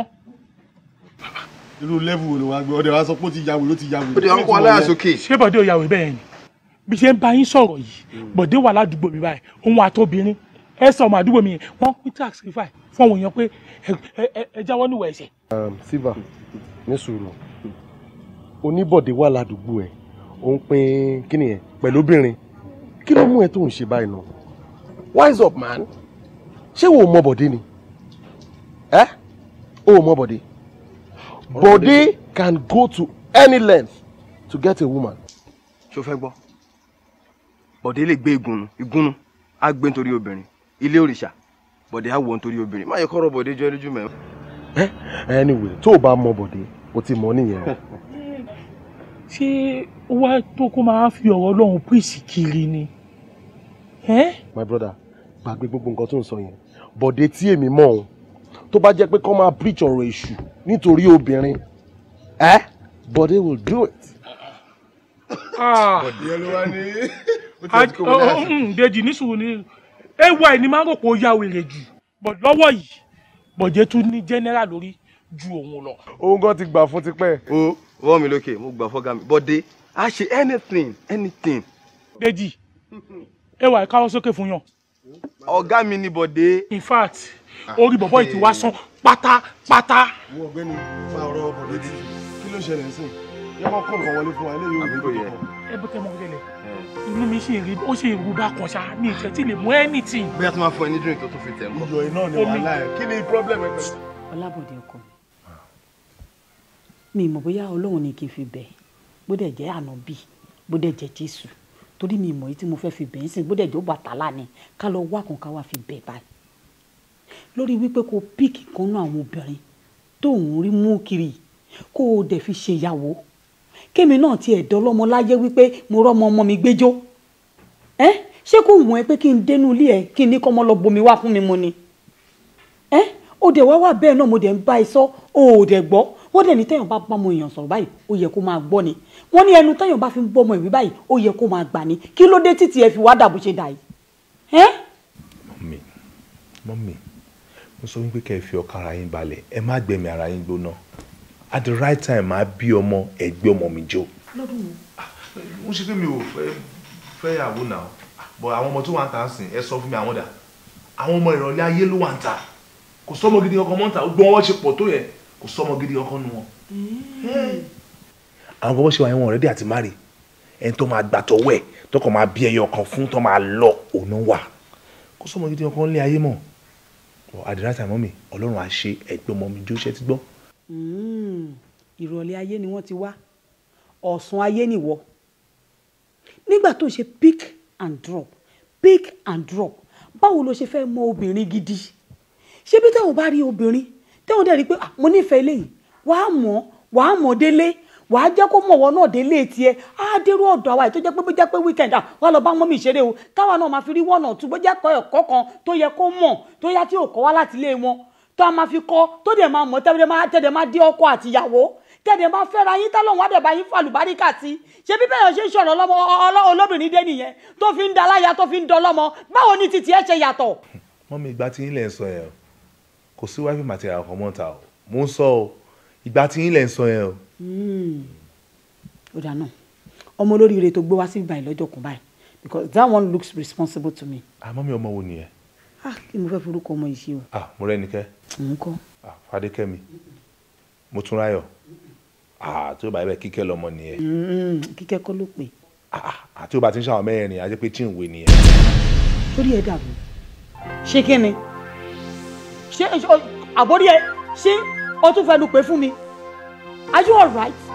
mélòó ló kálẹ̀ lórí pé mò ń try láti rántí ẹyọ kan ṣé gbogbo àwọn kówèrè àwọn olùsìtẹ́jọ́ kóra yín kiri lélẹ́yìí.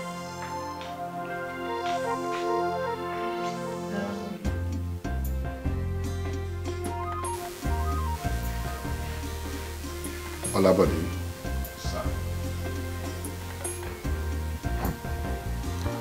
Ọjọ́ díẹ̀ péré ló kù fún ẹ tí máa sọ fún ẹ wípé mi ò fẹ́ rí ẹsẹ̀ nínú ilé mi mọ́. And you, ó kù ìgbà díẹ̀ láti sọ fún ẹ wípé kò choose kan nínú èmi àtọlábọ̀dé.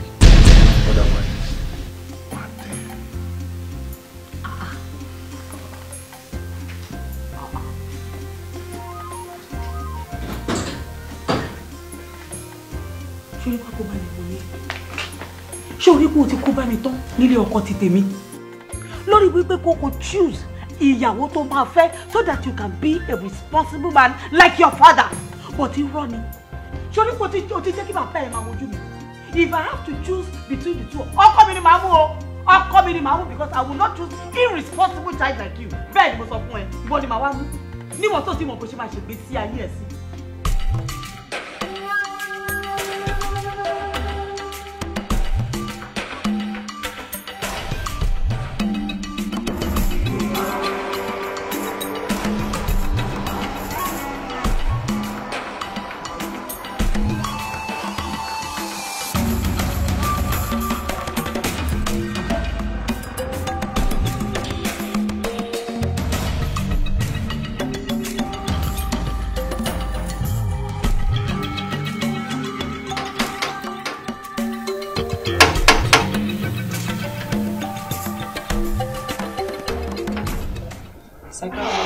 Ẹ káàsán sister.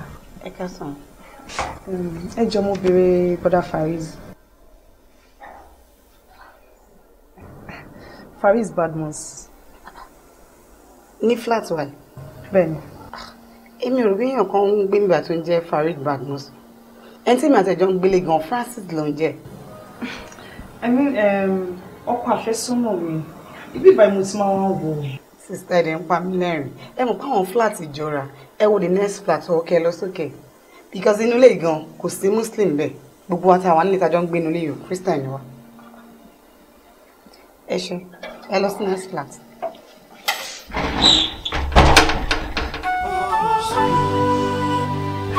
Wọ́n bí kọ́ rèé.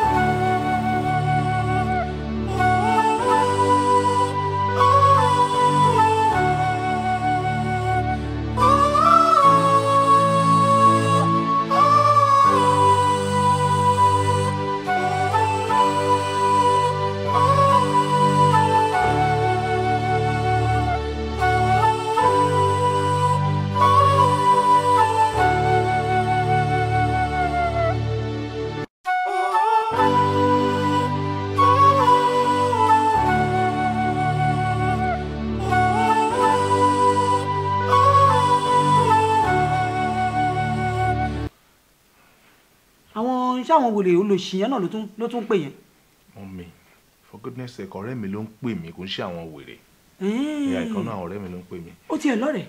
mo lọ́rẹ̀. òun ò lọ́rọ̀ ọ̀rẹ́ tó fẹ́ bá ẹ sọ tábàdé máa wò bó ṣe wà yẹn ó lè ti níyàwó kó ti lọ́mọ kó wà responsible ìwọ dẹ̀ ń gbélé ayé ẹ̀ ṣe báyìí ó dẹ̀ ń gbélé ayé ẹ̀ ṣe báyìí mo dẹ̀ ń bá ẹ sọ wo jẹ́ kí mi sọ fún ẹ o nígbà tí màá mí ti bàbá ẹ ó sọ fún mi ó ní wípé òun ò mọbìnrin rí ìgbà tẹ́mi náà dẹ̀ pàdé ẹ̀ mi mọ ọkùnrin rí àwọn méjèèjì nígbà tá a pàdé lọ́jọ́ tá a máa kọ́kọ́ mí ti ara wa báyìí mo mọ̀ nínú ìwà ẹ̀ wípé lóòótọ́ kò mọbìnrin rí lóòótọ́ torí àwọn méjèèjì ò mọ nǹkan tó yẹ ká ṣe bẹ́ẹ̀ ni torí mi ò mọ ẹni tó fi ti ẹjọ́.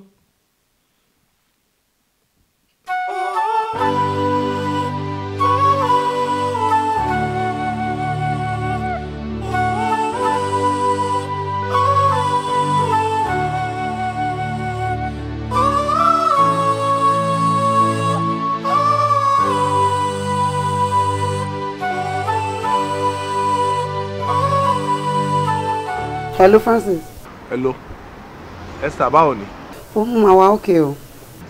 Àwọn ọ̀rẹ́ mi kọ àwọn Dèjì ṣán ìwà ń bẹ̀. Rárá o mi ò rẹ́ anybody o. Wọ́n pè mí sùn láwọn wà lè. Bí wọ́n ń bọ̀ lọ́nà. Ọlọ́run ṣe mi ò lọ́bì kankan ilé ni mo wà mí náà máa expect wọn. Alright, bóyá wọ́n ṣì wà lọ́nà nìyẹn èmi náà ń bọ̀ sí mo wà lọ́nà. Okay dear, má pẹ́ dé o. Ẹ máa tó délé sìn, máa tó délé. Alright. Ó ṣe. Ilé ayé ilé ayé ilé ayé ilé ayé ilé ayé ilé ayé ilé ayé ilé ayé ilé ayé ilé ayé ilé ayé ilé ayé ilé ayé. Ọmọ bọ́ọ̀ báwo ni? Ra ọ̀rẹ́ kò sẹ́yìn ọ̀kan ní. Oṣù ọ̀. Kò sẹ́yìn ọ̀kan wá ní. O rẹ̀ anybody. Kò sẹ́yìn ọ̀kan kan ní compound. Ó dẹ̀ wo ìgbà ọkọ náà ẹ̀. Kò sẹ́yìn anybody ń bẹ̀. Okay, kò sí wàhálà.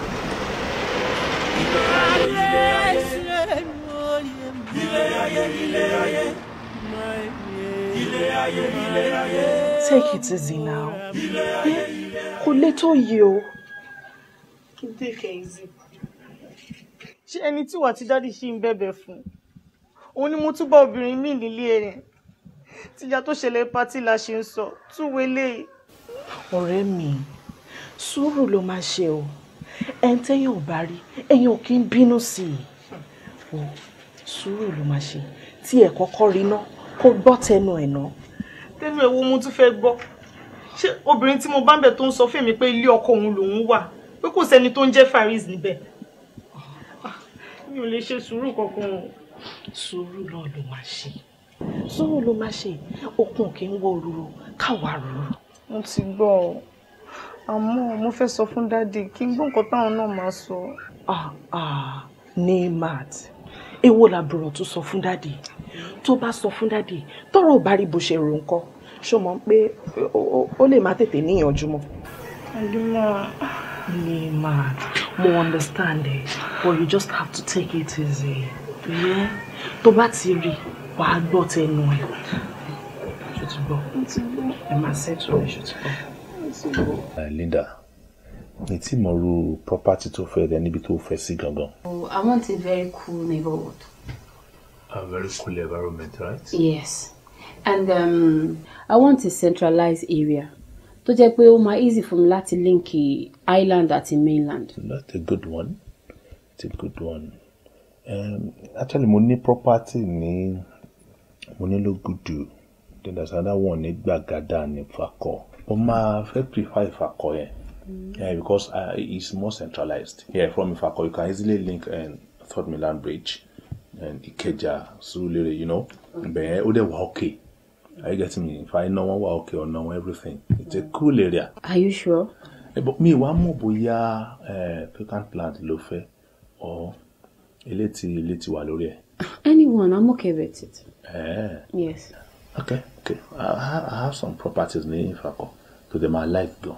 And that is so bad. What's the problem? Yeah, it's a good area. Yeah. Okay. If you don't mind, she Carlo will be Ola. What's the problem? The Latin can wala because my wala. So let me see. What do we do? Okay, tomorrow morning we'll go there like 10 a.m. I'll give you a call in the morning before then. No problem. And one more thing. Kí ni nǹkan náà?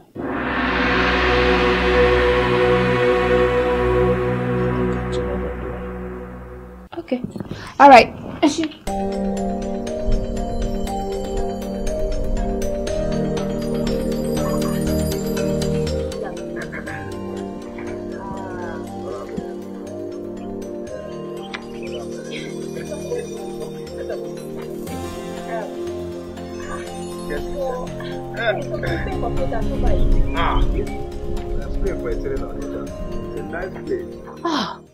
Be by beautiful. This is lovely. Mo sọ fún yín mo ní tẹ́ bá yẹn máa like ẹ. Kò believe one by. Ìgbà yẹn mo máa rò pé o kàn side ọ̀gá ẹ̀ lásán mà ní. Mo pẹ́ nu yín máa ń dùn ẹ̀yin gbogbo ẹ̀yin agent. Ìgbà tẹ́ wá rí sí nǹkan. Ọmọ, I'm amazed. Mi mọ nǹkan tí mo lè sọ mọ́. Ó náà rí pé mo ṣe ń ká lòlò. Anyway, Linda, mo ní idea kan. Okay. You see, mo ti ní plans sílẹ̀. You see, from that angle. Okay. I might need another fence. All right. So there could be another gate níbẹ̀ yẹn fún àwọn tenants láti máa gbà wọlé because this building àwọn tenants ló máa wọlé. We just have 4 tenants. Oh, really? So from this block lọ síbẹ̀ yẹn àwa kọ́ another building fún wọ to not be your own private residence. Kò ní jẹ́ pé àwọn tenants kan ń disturb wọ́n máa ní gate tiwọn ò máa ní tiẹ̀. Do you like that? No, Mama. Seriously, I love this. Now, I have the plans. Let me just show you. Now, let's see. Oni, this is your own apartment. Wow. Then, I want tenants. Oni. Oh my God, this is beautiful. Oh yeah, 4-bedroom duplex. Then, if you don't mind, I'll say one small jacuzzi inside there. Wow, really? You know. Oh my God. Oh God, you really blow my mind. Seriously. Oh God. Oh, nice, Oh, nice. Thank you. Okay. Kò tẹ́ máa ṣe fún mi nsìn. Ẹ bá mi prepare gbogbo document yẹn. Èmi náà sọ fún lawyer mi kó wá verify everything. So tó bá ti wà satisfied pẹ̀lú everything. So I call wire owó into your account. Linda, don't bother yourself. Shuri, you know what? Just take your time. Okay. Oh yeah, possibly the come back. Ọkàn mi balẹ̀. I trust you. The property's own way. Okay. All right. Mo ìláṣẹ lórí ẹ̀. So you just take your time. Or if I lè sanwó yẹn bóyá ẹ̀kan abẹ́ méjì. Really? Just pay at your own convenience. Ó ti yẹn sìn. Because èmi fúnra mi mọ̀ pé àǹfààní wà tá a ṣe máa ṣe fúnra wa lọ́jọ́ iwájú. So má bother rẹ̀ rárá. You deserve a hug. Oh. Thank you. Àǹtí ẹ máa ṣẹ́tù èmi náà o. Nothing nìyẹn, settlement. Ọ̀rọ̀ ṣì wà lórí ọ̀rọ̀ wà lórí file. Ìlọ́bi tí bá ṣe ojú àwọn a ṣe fẹ́ ẹ̀sẹ̀ tán ọ̀dọ̀ tí anything tó bá wù ẹ́ a lè ṣe síbẹ̀. Okay. Kò káwọn tenants tó ti gbé báyìí ẹni tó bá wù ẹ́ a lè ṣe sí ọ̀dọ̀. This is unbelievable. In fact, August visitor. Welcome to my house. Thank you. Please have your seat. Thank you. In fact, mi believe kò máa wá mọ́lé ni. Mo wò pé kí n jẹ́ kó tó bí ọwọ́ ọ̀rọ̀ lẹ́kìn tó wá ní because weekend la wà yìí ó dẹ̀ lè fẹ́ jáde. Oh, you are right. Anyway, kí ló fẹ́ jẹ, kí ló fẹ́ mu? Anything tó bá fún mi náà ni. I'm okay with it. Anything. Mi sure bóyá mo yìí ní drink tán pẹ̀lú anything nílé o. You are very funny. Yes, but I'm coming. Okay. Try. Oh, okay, dear. Yeah, for you. Are you kidding me? Ìwé lélẹ̀ tó gbé wáyé. Red wine. Omi lásán lélẹ̀ yìí. Oh, please. Stop joking. I don't like this. All right. I'll be right back.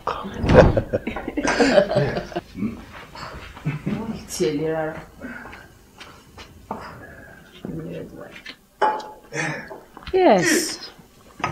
More like it. Oh, really? Yes. Mi ò mọ̀ pé o máa ń like irú àwọn kan báyìí ni. Mo ń fi ojú obìnrin lásán wò ẹ́. This is too late. Mo tún fẹ́ béèrè nǹkan kan. Jọ̀ọ́, ṣé mo lè get a kola nut? Obi. Bókítà tẹ̀ ń tóbi yẹn wọ̀n sí lédè àbí báyìí mọ́. Oh, Jásí. No, mo mọ̀ nǹkan tó ń sọ. Kola nut Obi. Bókí ló máa ń tà náà. Má worry, a máa já ìtàn later. Màá dúró ìgbà tó máa já mi. séwu. So just báwo ni àwọn ilé tẹ̀ ń ra tẹ̀ ń ta kan? Ilé wà, ilé tàǹtà wà, ilé tàdẹ̀ńrà náà wà. You know, landed properties, everything wà ńbẹ̀. That means pé business ń lọ smoothly. And ṣé o ò níbi kankan tó fẹ́ lọ lálẹ́ yìí? Actually, mo máa ń jáde ní weekend, but since you are around, mi ò mind kí n stay indoor, you know. Èmi no mind láti spend the whole weekend with you. Huh? The whole weekend? Yes.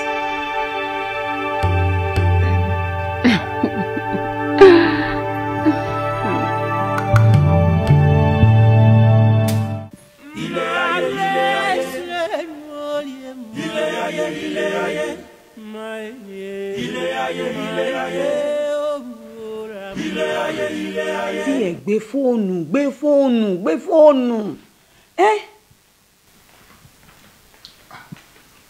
Àbò ti gẹ̀tẹ̀. Mi mà ti gẹ̀tẹ̀. O ti rí bá sọ̀rọ̀. Ó kàn ring ni. Ó ring. Kò tiẹ̀ ring rárá lọ́dọ̀ tèmi, mo kàn ń pè kò ring. Jẹ́ kí n tèmi tó pè wò bí báyìí náà.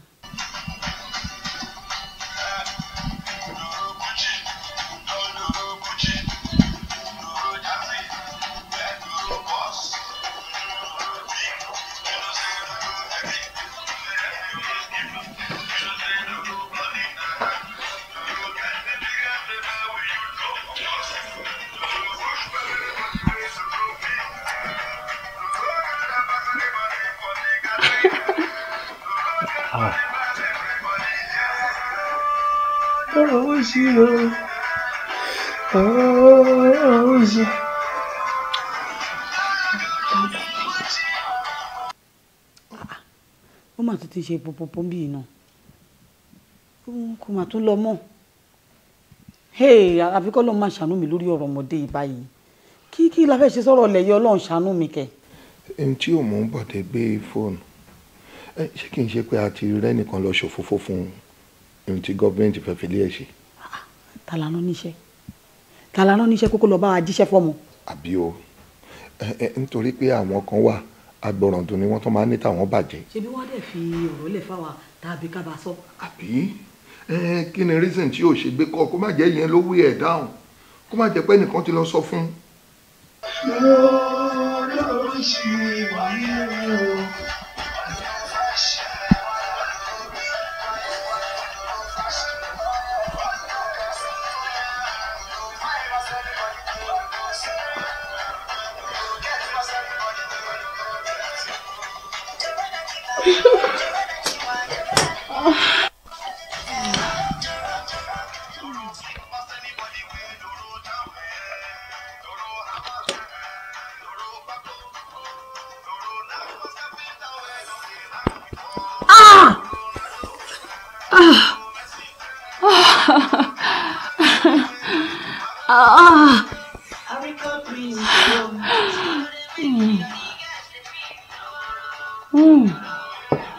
Come to think of it,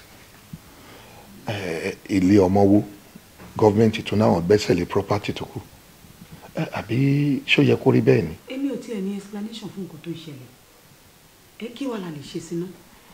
Kó má dẹ̀ jẹ́ pé ariwo tí gọ́ọ̀mẹ̀ntì ń pa ló ń ṣẹlẹ̀ yìí gbogbo àwọn abánikọ́lé pé kán máa kọ́lé gidi wọ́n á sọ fún àwọn náà wọn ò ní gbọ́ mo dẹ̀ máa ń sọ fún ọmọdé yìí ṣé wàhálà kọ́lé léyìí sìn ẹ wá dúró ohun tí gọ́ọ̀mẹ̀ntì fẹ́ gbẹ́sẹ̀ lé báyìí èmi ò mọ̀ ń ta lè ṣe o à ń láti túbọ̀ máa pè náà ni nítorí àwa ló yẹ ká sọ fún ọmọ wa ó dẹ̀ máa ní múùdù tá a máa gbà sọ fún kó má lọ mú un dẹ̀.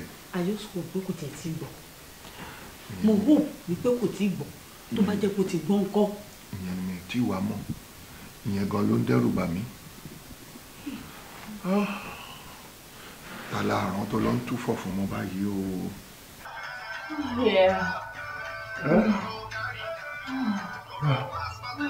One down. One down. Baby. Huh? Come. What? Come. I said you should come. Come and try this. It's very nice. Okay.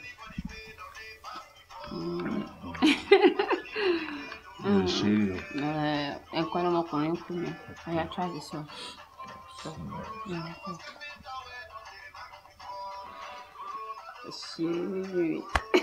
That's my baby boy. That's my baby. How do you feel? Oh. Oh my God. Baby, how do you feel now? You feel you're on top of the world? Oh, sorry. First time now. Don't you too? Tell it. You can see you with me.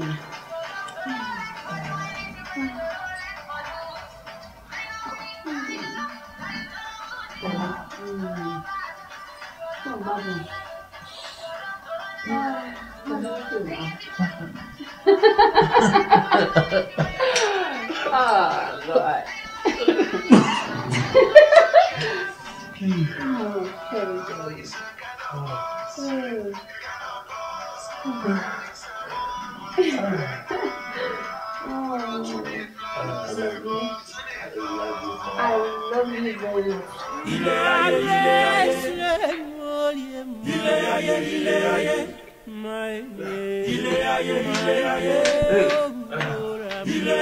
I'm so sorry, I'm not going to the We'll get to the street, please. I'm so sorry. She okay? Yeah, we're okay. Sure. Yeah. I'm not going to see me. Okay, more attention later. Wò kò ń ṣẹ̀bi mi o. Linda ni ó sọ fún mi pé àwọn àlejò ń bọ̀ lẹ́ni. Mi ò bá ti prepare ilé àtọ̀nà sílẹ̀ fún yín. Baby. Àwọn girls mi lélẹ́yìí. Àwọn eléyìí ò kì í ṣe àlejò. They are my girls. Oh. Yes, àbálejò nìyí. Of course not. Onílé ni gbogbo wa. That's good. Àwọn ọ̀rẹ́ wa friendly. Our friendly. That's nice. Ṣọwárì. Yeah. Èmi mọ̀ pé wọ ọjà. Ó kọjọ́ mọ́ Naija lásán ni. Ṣorí àwọn babes mi. Wọ́n fẹ́ deal pẹ̀lú ẹ. Wọ́n deal pẹ̀lú mi? Yeah. Ẹ̀ṣẹ̀ wo ni mo ṣe ń tẹ́ fẹ́ deal pẹ̀lú mi? Oh, not that way. Ẹ má deal pẹ̀lú mi tí bá ṣe yẹn dáríjì mi o. Ọmọdé ni mi ò mẹ̀kọ́ jẹ, ó máa ń ra mí lọ́wọ́ gan. Oh, serious.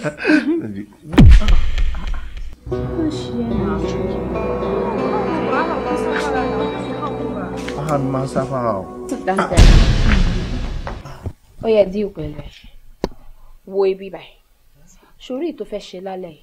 Òun ló ń pè ní threesome. Yes. A ní kẹ́ bọ́ṣọ ẹ bọ́ gbogbo aṣọ tó wọ̀. I love you girls. Ẹ bọ́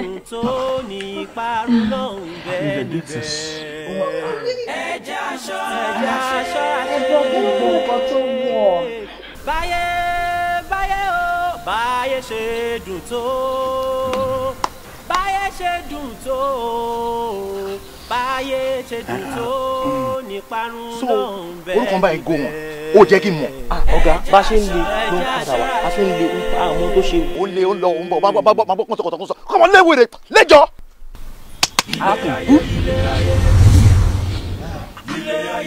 Jíjẹ́jọ́ ó gbọ́ kó ti dé ní. A ní kọ́ léwèrè. Kí ló ń ṣe ń bí na ọ̀gá ẹ̀yìn ojúlówó ti ṣàánú ẹ̀jẹ̀ ká ṣàánú àwọn tó ṣe. Kí ni tèmi bẹ̀? Ó mọ̀ kó tó ṣe tó gbé débi báyìí ni.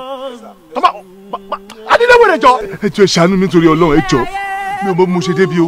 Ṣàánú ẹ̀ èmi kémi ṣàánú ẹ̀ ó mọ̀ mí rí ni. Onídìí ẹ̀ a ní léwèrè yìí jáde sẹ́yìn orí ẹ̀ ti yí. Ẹ jọ̀ọ́ ok ẹ jọ̀ọ́ ìlú ò láwa. Owó dé lẹ́wà. Owó dé ní. No owó dé gàgá ni a ní owó dé ìdíròkò ló wà yìí. Yé mo gbé mo dára owó dé ìdíròkò. Ó yá jáde jọ ẹ̀yin lẹ gbé mi wá bí o ẹ̀yin lẹ mú mi wá bí o. Jẹ́rọ̀ fún omi báyìí báwo la máa lọ fi jẹ kó bá wa.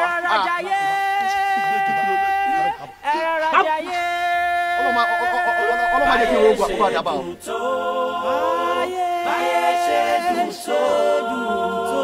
Báyé ṣe dùn tó ní parun náà ń bẹ níbẹ̀. Ẹja ṣọ́ra ṣe. Ilé ayé.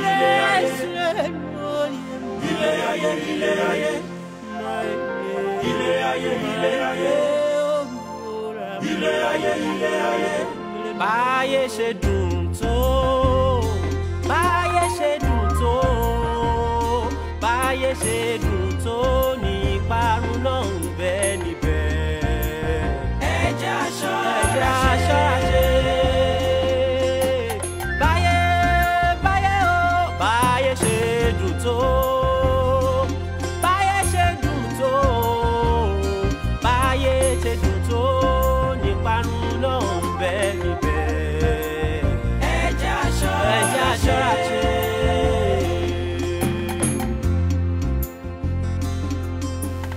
Ilé ayé, ilé ayé, ilé ayé, ilé ayé, ilé ayé, ilé ayé. Nurse! Nurse! Ilé ayé, ilé ayé. Ọ̀gẹ̀dẹ̀ bàjẹ́ àlòkò.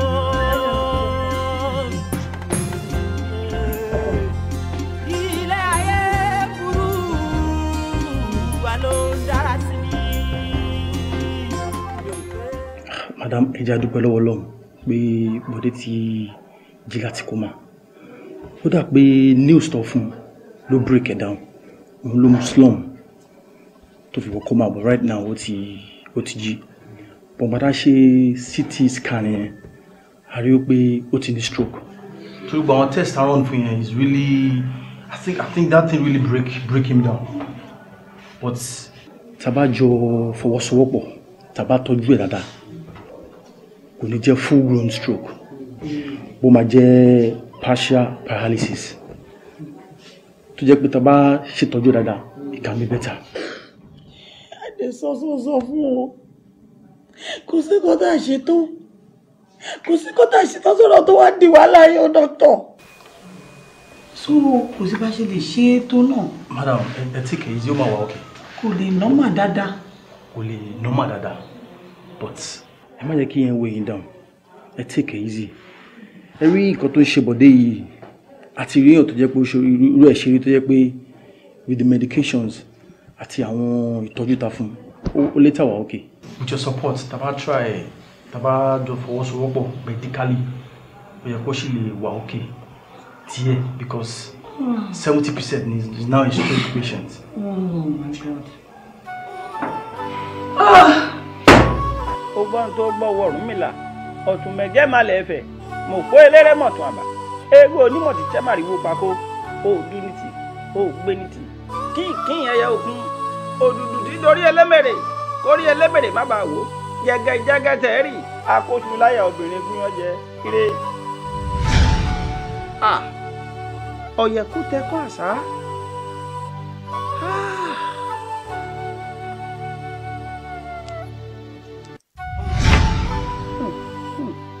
Ọpọ́n láwọ àkọ́dá èrìgì láwọ àdágbẹ̀yìn adé amúkéńké bí àṣà aláyà máa pọ́kọ́ jẹ́ adé amúkéńké bí àṣà aláyà máa palẹ̀ ẹbọ ni wọ́n ní kí wọ́n ó ṣe ǹjẹ́ kí ní bẹ láyà tí ń pa ni nǹkan wìnìwìnì ní bẹ láyà tí ń pa ni nǹkan wìnìwìnì. Ẹ gbọ́ bí àwọn aláṣẹ kò ṣe sọ̀rọ̀ lẹ̀ wọ́n ní tó bá ṣe pé mi nìwọ ni ìbá fapájó tó bá ṣe pé mi nìwọ ni ìbá fẹsẹ̀ jó wọ́n ní tó bá ṣe pé mi nìwọ ni ìbá dìlẹ̀kẹ̀ títí lọ dé bàràdí máa hun títí lọ dé gbọ̀ngbọ̀n lọ tán máa tójú wò má bẹ̀rẹ̀ sí máa ní kú dẹ́dẹ́ ń bẹ lábẹ́ aṣọ àrùn tí kì í jẹ́ kọ́ ọmọkùnrin ó lè tọ́jú ọmọ tí ọwọ́ rẹ̀ ṣe wọ́ lọ bí tẹ́sẹ̀ rẹ̀ ṣe wọ́ lọ bí ikú abẹ́ aṣọ ní pa lọ. rí mi ikú abẹ́ aṣọ. bẹ́ẹ̀ Ifá ṣe wí Ifá sọ wípé àyà obìnrin tí ó yẹ kó balẹ̀ ńlọ́lọ́ rẹ̀ balẹ̀ Ifá ní ó lọ rẹ̀ fara kó kúdẹ̀kù rẹ̀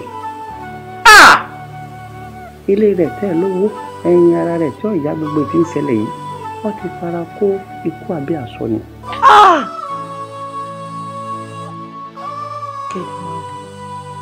àwíwíwí asọsọsọ kò sí nǹkan tí bàbá ò ṣe tán lórí ọ̀rọ̀ bó ṣe fẹ́ ṣègbésí ayé yìí ṣe wá rí èmi fúnra mi ṣí kíní díẹ̀ báyìí ló kù ọkọ mi jù mí síta ṣe rí ká níṣẹ̀lẹ̀ yóò ṣẹlẹ̀ sí ni ọkọ mi ìbá ti èmi gbọ́ àti gbàgbé pé mo wà ní ọkọ níbi tá a bá a fà lórí ọ̀rọ̀ yìí dé tó dẹ̀ kọ̀ jálẹ̀ tó lóun ò ní gbọ́n tòun ṣe bí wọ́n ní bàbá wí fún ọmọ ẹni àgbọ̀ ni eléyìí kọ́ o kò gbà.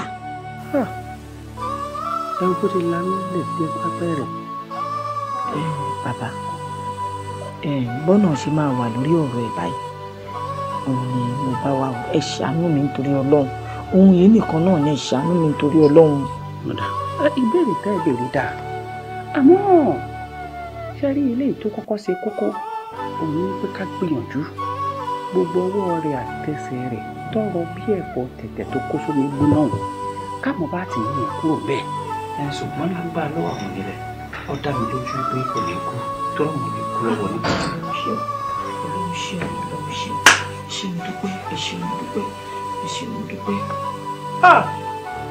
ilé ayé ilé ayé ilé ayé ilé ayé ilé ayé ilé ayé. Ẹ̀gbọ́n kí la máa ṣe sọ̀rọ̀ transformer yìí báyìí.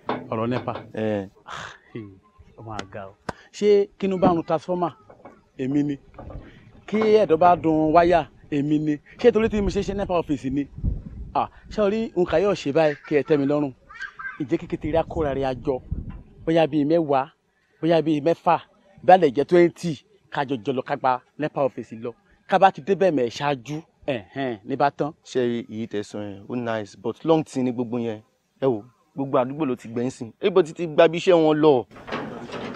ọ̀dà ọ̀sùn wọn ṣèbí wọn ló ṣe náà ṣe lọ síbi iṣẹ́ èmi náà dẹ̀ lọ síbi iṣẹ́ tèmi iṣẹ́ oníkálukú ọ̀tọ̀ọ̀tọ̀ kì í ṣe torí transformer àdúgbò náà ṣe gbà mí síbi torí pé mò ń gbé ládùúgbò yìí ni ṣọ́ọ̀gbọ́ mi. sọ́rí kékeré wọn ṣe lọ síbi iṣẹ́ ni sọ́rí ìgbà kan wọn bẹ̀rẹ̀ sí ní dé láàrin oṣù 2 sí 3 kan bẹ̀rẹ̀ sí ní sun epo núná ẹgbọ́n máa wá wí sí àwọn ẹ̀kọ́pẹ́rẹ́tì ṣọ́ ti gbọ́. ilé ayé ilé ayé ilé ayé ilé ayé ilé ayé ilé ayé ilé ayé ilé ayé. báyé ṣe dùn tó báyé ṣe dùn tó báyé ṣe dùn tó ní ìparun náà ń bẹ níbẹ̀. ẹja ṣe ẹja ṣe mo dábọ̀ dé mo yọ abáwo ni. báyé ṣe dùn tó báyé ṣe dùn tó báyé ṣe dùn tó Múyìwá jọ ṣé mo lè rí ẹ fún just 1 minute.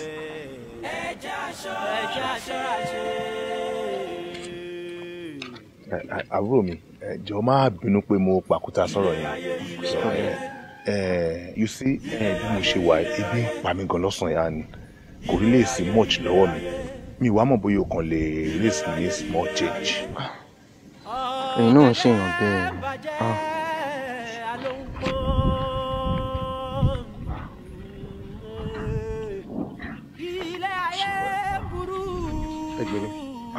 ẹ gbà. o ṣe gan o ṣe mo really appreciate ẹ o ṣe Ọlọ́run á bá mi tún tiẹ̀ náà ṣe o ṣe gan ọ̀rẹ́ adé tún máa múra ní street kò sí wàhálà ṣe ọ̀rẹ́ èèyàn mi.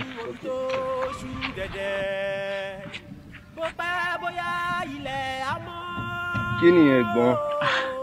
má bínú kábàbí kápẹ́ bí ṣe rí yá bàlá bí ṣe rí lè yí o ìyọ́ gòkè ìyọ́ sọ̀kalẹ̀ ìyọ́ ta pọ́npọ́n òde mo mọ̀ dáadáa ṣé ó lè padà tó dà báyìí ṣùgbọ́n àgbàkì ní mọ́ni náà Ọlọ́run Elédùmarè gbogbo obìnrin pípọ́ gbogbo orúgbó ni mo mọ̀ nígbẹ̀ ṣùgbọ́n wọ́n tẹ̀sán kó lè dà bó ṣe rí tó ṣe àdálápá kan aláǹtọ̀ rẹ̀ ó. ṣé bọ̀dà bọ̀dé lè fẹ́ máa sọ̀rọ̀ fíìmù. ọmọ ni. ó mọ̀ wọ́n jù bí ẹni mowó bọ̀dà bọ̀dé aka ìgboro. aka ìgboro. ẹ tí gbọ́n kankan tẹ bá ń gbọ́ ìyá àtọmọ ọ̀yá àtọ̀ yẹ ẹ̀gbọ́n àtàbúrò ṣe ìbọ̀dà bọ̀dé yìí tó bá ti rí skirt báyìí wọ́n á make sure pé àwọn máa kẹ́ aka má fojú di skirt ṣe ìbọ̀dà bọ̀dé yìí àwọn gógó náà tún pè ní ṣàdúrà ń ṣà ni. ọtún dáa tẹ́tẹ̀lẹ́ ọ̀tọ̀ ni mọ̀mọ́ ṣùgbọ́n ní ìṣọ́dá ìpẹ́ ọtún tẹ kọ́ mi ọtún tẹ fún mi lẹ́ṣọ̀ ọtún tẹ gàdẹ́ẹ̀dẹ́ sí. sọrí kété okòrò yẹn bá ti mọ̀ ọ́ jẹ jù láyé yìí Ọlọ́run Elédùmarè òun náà ní kan ṣe kó pààyàn òun náà ní kó bá ní. sọrí wo kádàrá tiẹ̀ lé nìyẹn kádàrá tó lọ́run yàn mọ́ ni ṣáà mi wí sí dáadé ní tiẹ̀ torí Ọlọ́run pé màá yọjú sí wọn ṣọ́ ti gbọ́ bá mi rántí jíṣẹ́ o. ohun tá a bá gbìn la máa ká ohun tá a bá gbìn la máa ká a kò lè gbìn lá kárètí ewédú, a kò lè gbìn pákí kárètí ìbẹ́pẹ. Àṣegbé kan ò sí láyé, àṣepamọ́ gan fúngbà díẹ̀ ni. Ẹja máa ṣe rere, rere ló pé. Ẹja máa ṣe rere, rere ló pé. Ìwà ìkà ò sunwọ̀n, ẹja ṣe rere. Jayéjayé ẹ lọ ṣọ́ra ṣe o, ẹ lọ ṣọ́ra ṣe. Jayéjayé ẹ lọ ṣọ́ra ṣe sẹ́, ẹ lọ ṣọ́ra ṣe. Jayéjayé ẹ lọ ṣọ́ra ṣe, ẹ lọ ṣọ́ra ṣe. Jayéjayé ẹ lọ ṣọ́ra ṣe o, ẹ lọ ṣọ́ra ṣe. Ọlọ́run ṣọ́ tó ń fòkùn ọ̀gẹ̀dẹ̀ kan pẹ́. Ó fi kú ṣeré, ó fi kú ṣeré, ó fi kú ṣeré. You are the man wey dem dey talk here and there. Actor lọmọ you no dey die for him. You are so smart in your ways, just be careful in your ways. You are so smart in your ways, just be careful in your ways. That's all I can say. That's all I can say. Mo lè